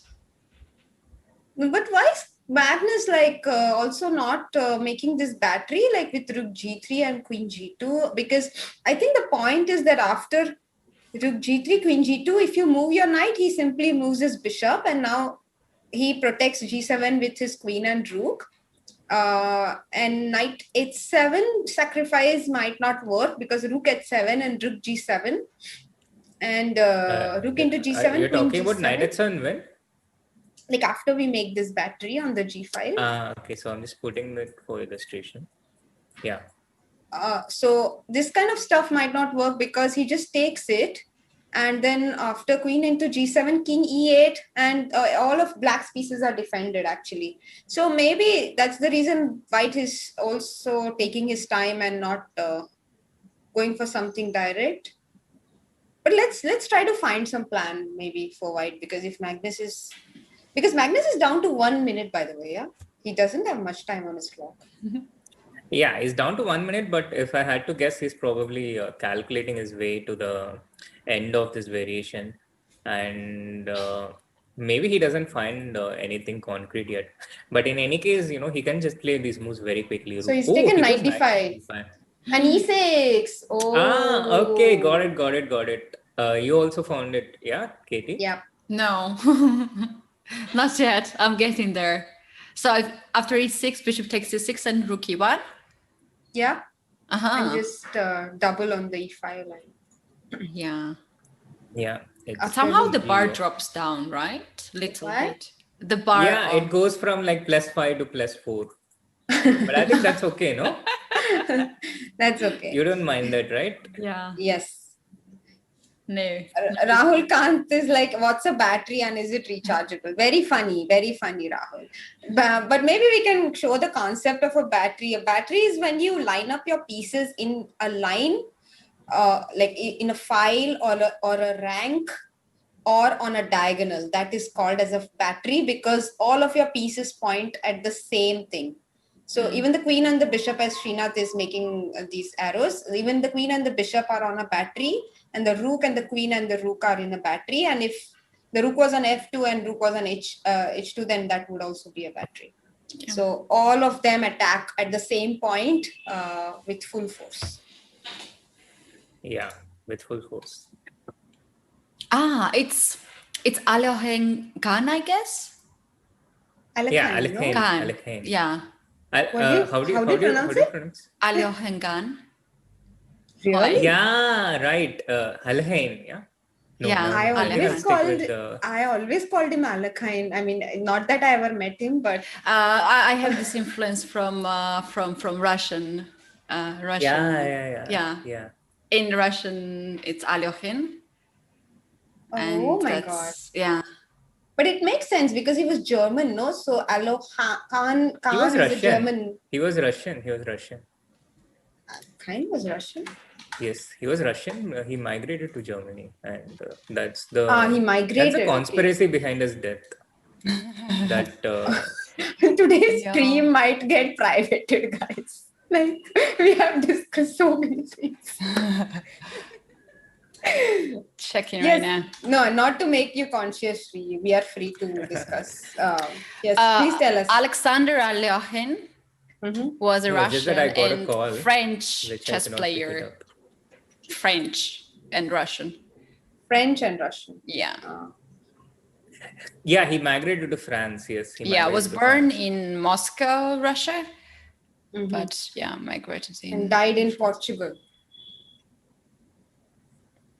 Meanwhile, guys, the battering ram of white's rooks have entered into the black's camp.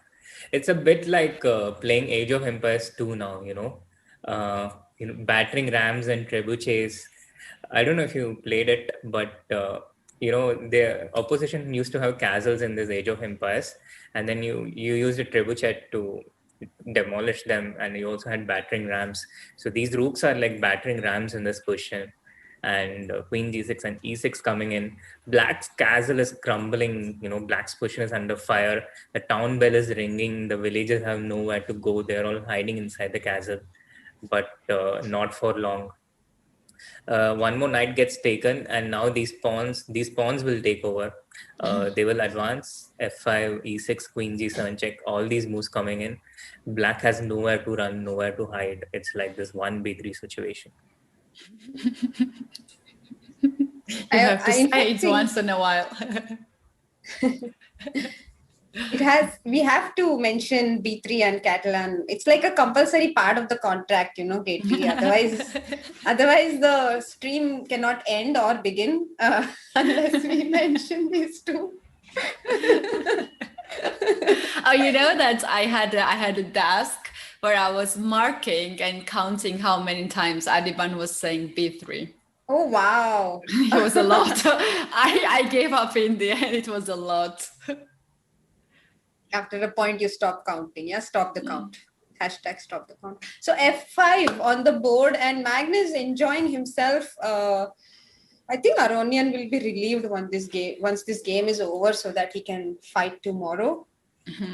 Because yeah, it is very, very. It like all his pieces have not left the third rank actually in this game.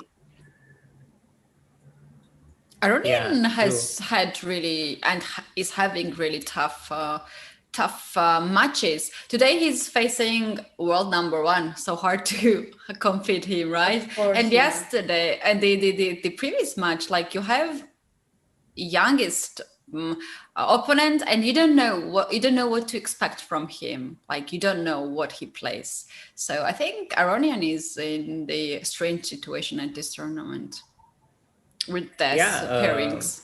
Arjun has been referred to as the faceless boy by some people. That's another Game of Thrones Game of Thrones reference. So how is King D1 here? Is this any good? King D1 or King just with the King idea D1. to play Rook E1? Yeah, King D1, right? Yeah. King D8. King F7 maybe, yeah. King D1, King F7. So King F7, I thought it runs into some Queen G6 check. Oh, Queen G6 immediately. Sorry. Yeah. So King D8, and then I play Rook E1, and you play Queen F6. Is it? I didn't look so far. I thought I'll survive for one move and then take it. No, because I have Rook E6 coming in. I mean, okay, he plays Maybe F6. Queen H2. Okay, he plays F6. F6, But Queen E3 now check. the queens. King goes and hides on A2, no? But queens get traded.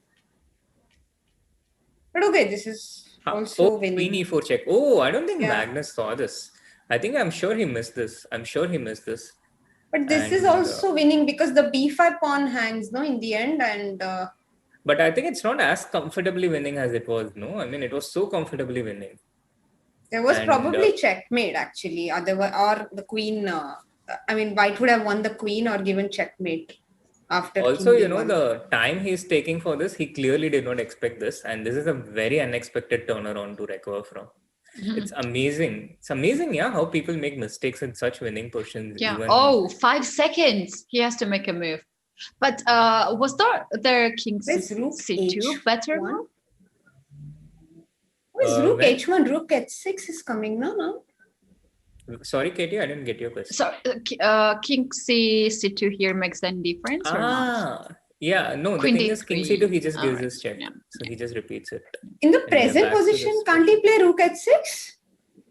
Rook H6, yeah, he can play Rook H6. I'm not even sure if Magnus is winning anymore. Because after Rook E1, King F7, Rook E4, I play King F6. I don't allow you to come to the 5th rank, and I then play Rook H5 and take. No, but the thing is, I think Rook H6, White starts bringing his king, yeah, King C2, and King F7, King E3, King F6, King E3, King E5.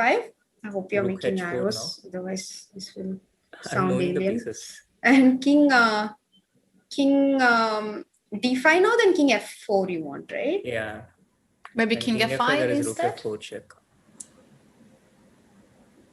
Yeah, this is very nice. I think this is the reason why Aronian started with King F7, he didn't go Rook H6.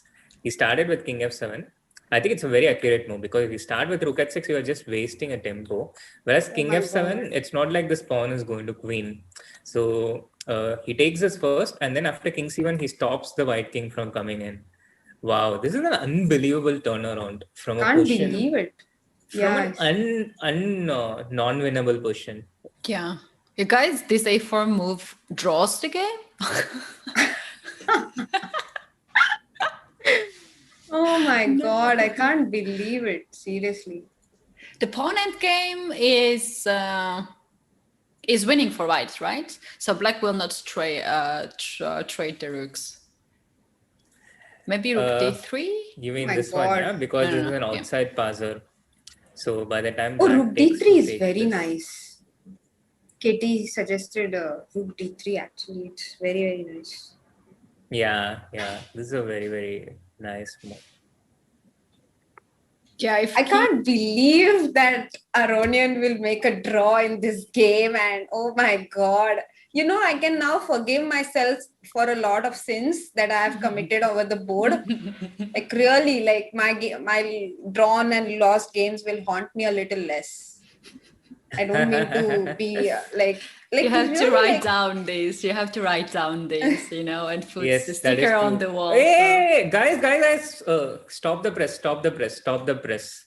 What? Stop the press. Is this King Pawn endgame winning, by the way, after H8? Okay, he has not played that. He has played King D2. King H8. And But it is coming, no? It is coming like rook into b5, king into h7, rook b4. oh And, no. Oh no. Both these pawns are lost because What after rook happened? into c4, rook b8, rook b4. No, I'll tell you what happened. What happened? Rook E8? Was it the mistake or? Yeah, What was rook the e8 was the mistake? mistake. He shouldn't have allowed the king to e2. That was a big mistake. He should have maintained this rook on d8. And this was the game, yeah. King g7, rook h5. Yeah, at this point, he should have just advanced e3. This was important because he played rook e8. Or which King was, H8 even here. King h8, I think I'm not sure if King h8 is also drawing because now takes king into h7 and rook e5 and white will be a pawn up. Yeah. Okay. So e3 is I think important because e3 you're threatening this e2 and rook d1 check. It's a very dangerous threat. So white has to play rook e5, king into h7, rook into e3. And here black holds with rook d5, not allowing the king and also defending the pawn. Instead, he played rook e8, which allows the king to e2. This stops the pawn. And here it's just hopeless for black. King h8, he just takes both the pawns. And after rook into c4, after rook into c4, black played rook a8, but he had to give up the e3 pawn. And now this is just 2 pawns up and an elementary winning position for white. If he takes this, then white just outflanks and then takes the king to b4 from where his pawn is lost by the fools.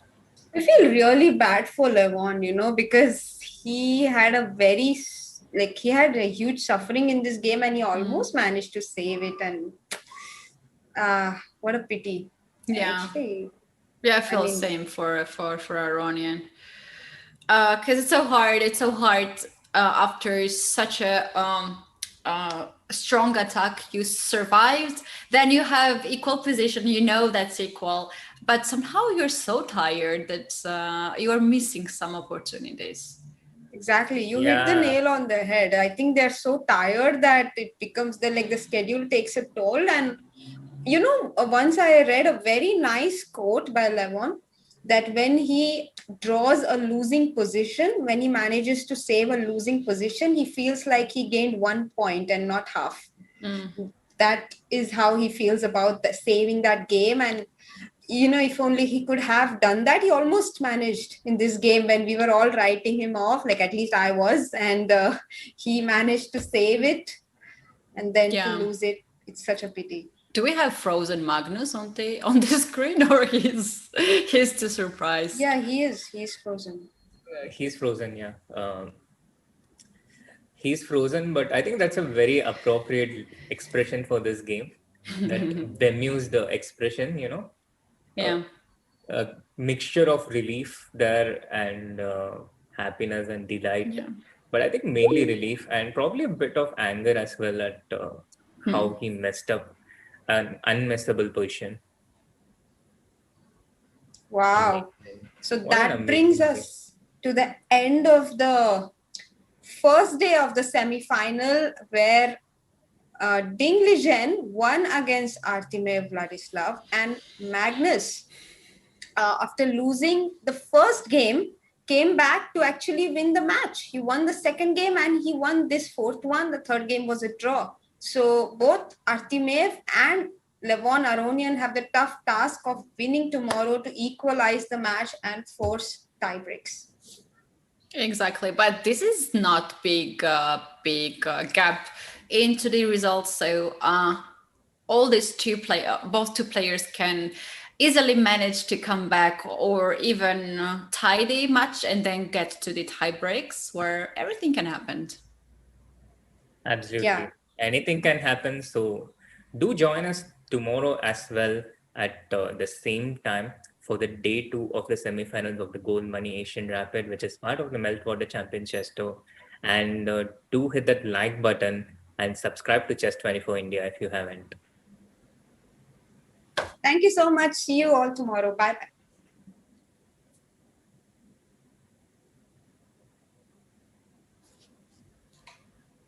Uh,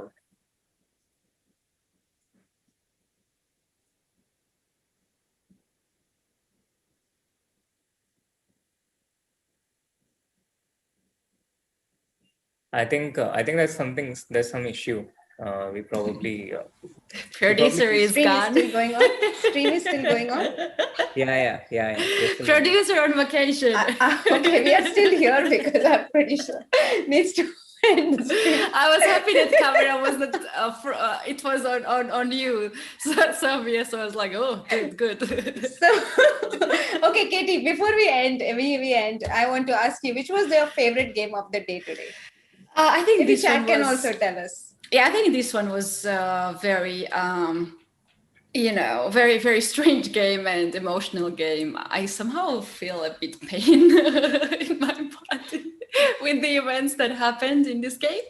But very nice for us commentators and the viewers. We just love to see some dramas. Uh-huh. Okay. For me, Ding Legends game was also nice, even though I only came in the end. I got disconnected in between, but I really liked the way he managed in that King's Indian attack game against Artemiev.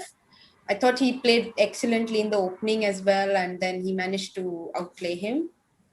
And of course, this game was a pleasure, but then after a point, it became a shock. Yeah, I mean, we were completely shocked at how it turned around, and then it turned around again, and yeah, lots of drama.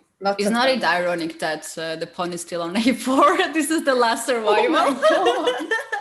Oh my god. Yeah, that's true. So I think we are not ending the stream, guys. You can also stay with us. This is hilarious. What if we don't end the stream and just go and have our dinner and come back? No, Tanmay will be so disappointed. Yeah, he so badly wanted to listen to what we speak after the stream ends. So maybe we should do that sometime. Just forget to. Yeah, this is basically what we speak about. So.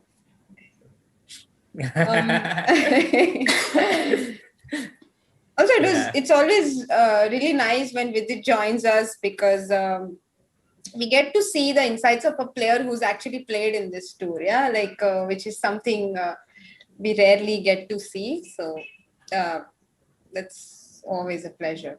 Absolutely. Vidit gives these such unique insights, which is otherwise not easy to get from anyone else.